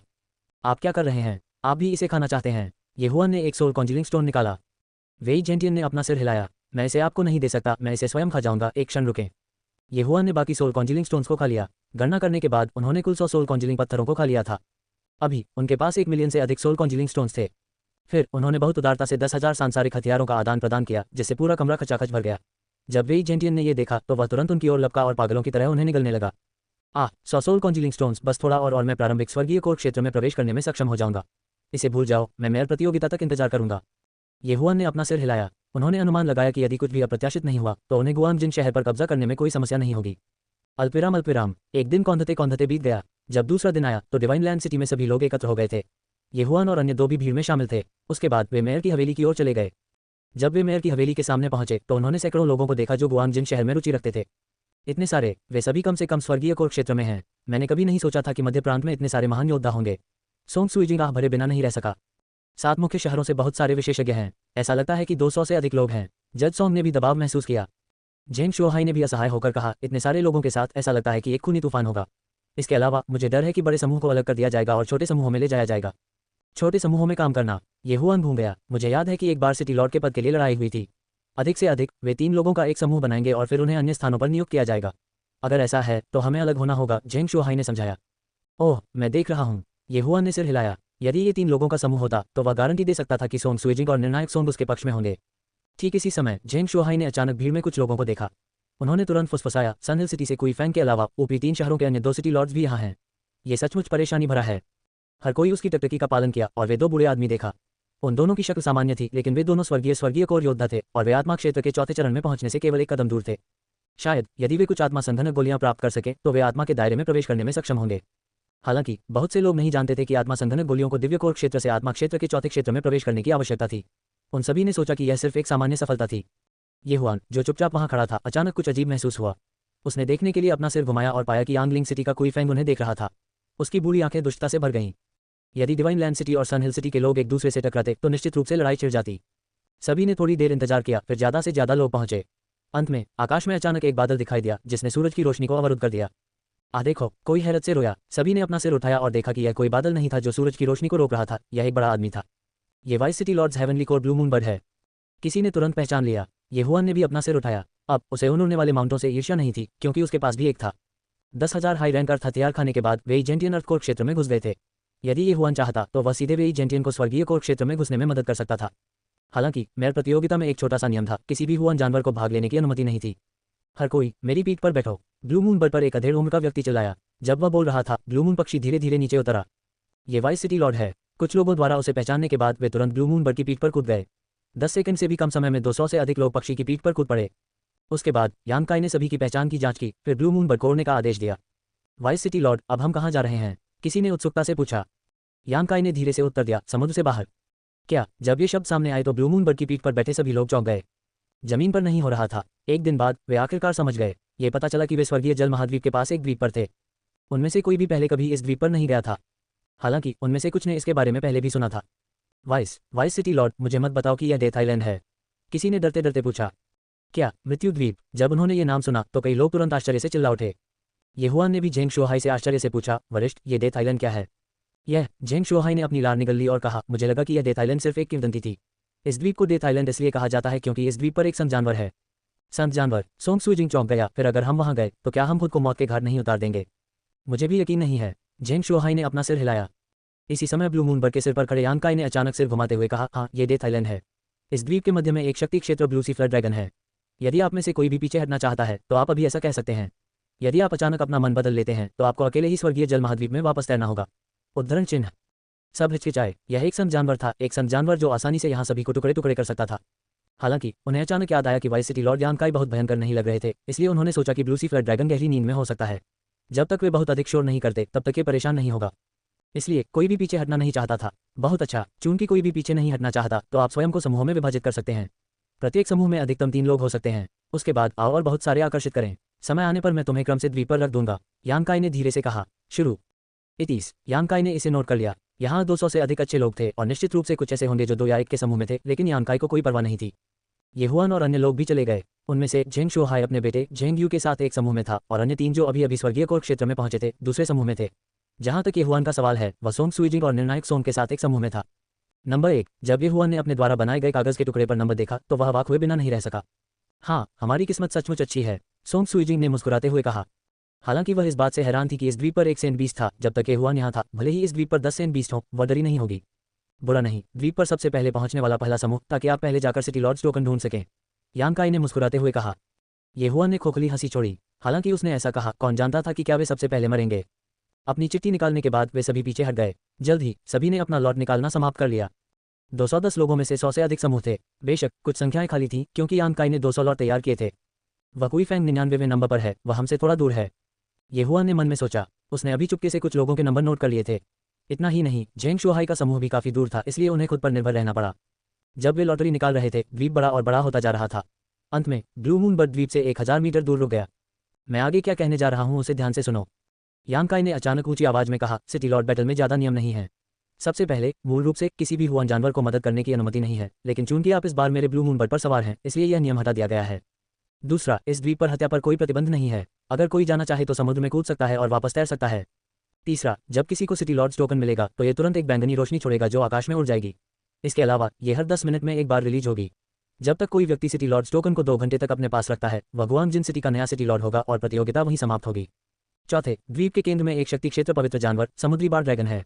मुझे नहीं पता कि यह सो रहा है या नहीं, इसलिए यदि आप मरना नहीं चाहते हैं तो द्वीप के केंद्र में बहुत अधिक हंगामा न करना सबसे अच्छा है। मुझे बस इतना ही कहना है। अब हम आदेश के अनुसार आगे बढ़ेंगे। यदि कोई जब्त करना चाहता है तो बेझिझक ऐसा कहें, मैं तुम्हें वापस भेज सकता हूँ। यांग काई ने बोलना समाप्त करने के बाद ब्लू मून बर्ड को द्वीप के पास जाने का आदेश दिया। लेकिन इस समय गड़गड़ाहट, अचानक क्षितिज से एक तेज गड़गड़ाहट की आवाज आए। सभी ने अपना सिर घुमाया और समुद्र की गहराई से एक फ्लड ड्रैगन को निकलते देखा। वह पलट गया और वापस समुद्र में गोता लगाने लगा। तुरंत हंगामा मच गया। यांग काई ने फिर से याद दिलाया, निश्चित रूप से ये द्वीप पर बार ड्रैगन नहीं है, लेकिन मैं आपको याद दिला सकता हूँ कि इस समुद्र में कई गहरे जानवर हैं, इसलिए अब आपके लिए हार मानने में देर नहीं हुई है। लेकिन फिर भी किसी ने कुछ नहीं कहा। तो क्या हुआ अगर यह एक गहरा जानवर होता? यहाँ आने वाले सभी लोग कम से कम स्वर्गीय कोर क्षेत्र में थे। इसके अलावा मनुष्य इतने छोटे थे, जब तक वे घायल नहीं होते वे गहरे समुद्र में गहरे जानवरों का ध्यान आकर्षित नहीं करते थे। ब्लू मून बर्ड थोड़ी देर के लिए आगे की ओर उड़ गया। यांग काई ने येहुआन और अन्य दो की ओर देखा और कहा, समूह संख्या 1, मैं आपको शुभकामनाएं देता हूँ। येहुआन ने अपना सिर हिलाया। उसके बाद वह सोंग सुईजिंग और अन्य दो के साथ नीचे कूद गया। ये हवा में केवल 100 मीटर की दूरी पर था। यह उनके लिए केक का एक टुकड़ा था। झेंग शुआहाई, जो भीड़ में थे, येहुआन और अन्य दो को जाते हुए देख रहे थे। उसने एक आह भरी। उसने सोचा कि वे एक साथ अभिनय करने जा रहे हैं, लेकिन उसे उम्मीद नहीं थी कि वे समूह में अभिनय करेंगे। उसी समय एक आकृति थी जो येहुआन और अन्य दो को देख रही थी, लेकिन उसके चेहरे पर नजर बेहद शातिर थी। वह सन हिल सिटी कुईफैंग के ओल्ड सिटी लॉर्ड थे। छोटे लड़के, मुझे तुमसे दोबारा मिलने मत दो, नहीं तो मैं तुम्हारी जिंदा खाल उतार दूंगा और तुम्हारे सामने तुम्हारी पत्नी को मार डालूंगा। अल्पिराम अल्पिराम, धमाका धमाका धमाका। डेथ आइलैंड पर 3 दबी हुई आवाजें सुनाई दी। येहुआन और अन्य दो सफलतापूर्वक जमीन पर उतरे थे।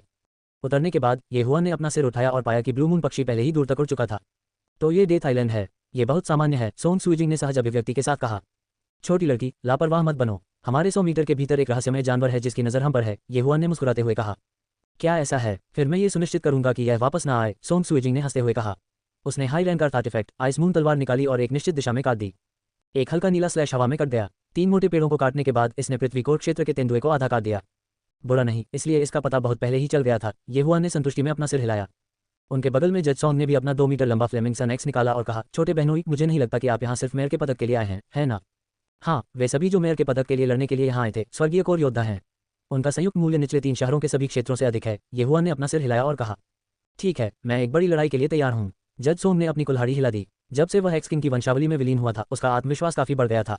वह वास्तव में एक स्वर्गीय कोर योद्धा को ढूंढना और उससे लड़ना चाहता था।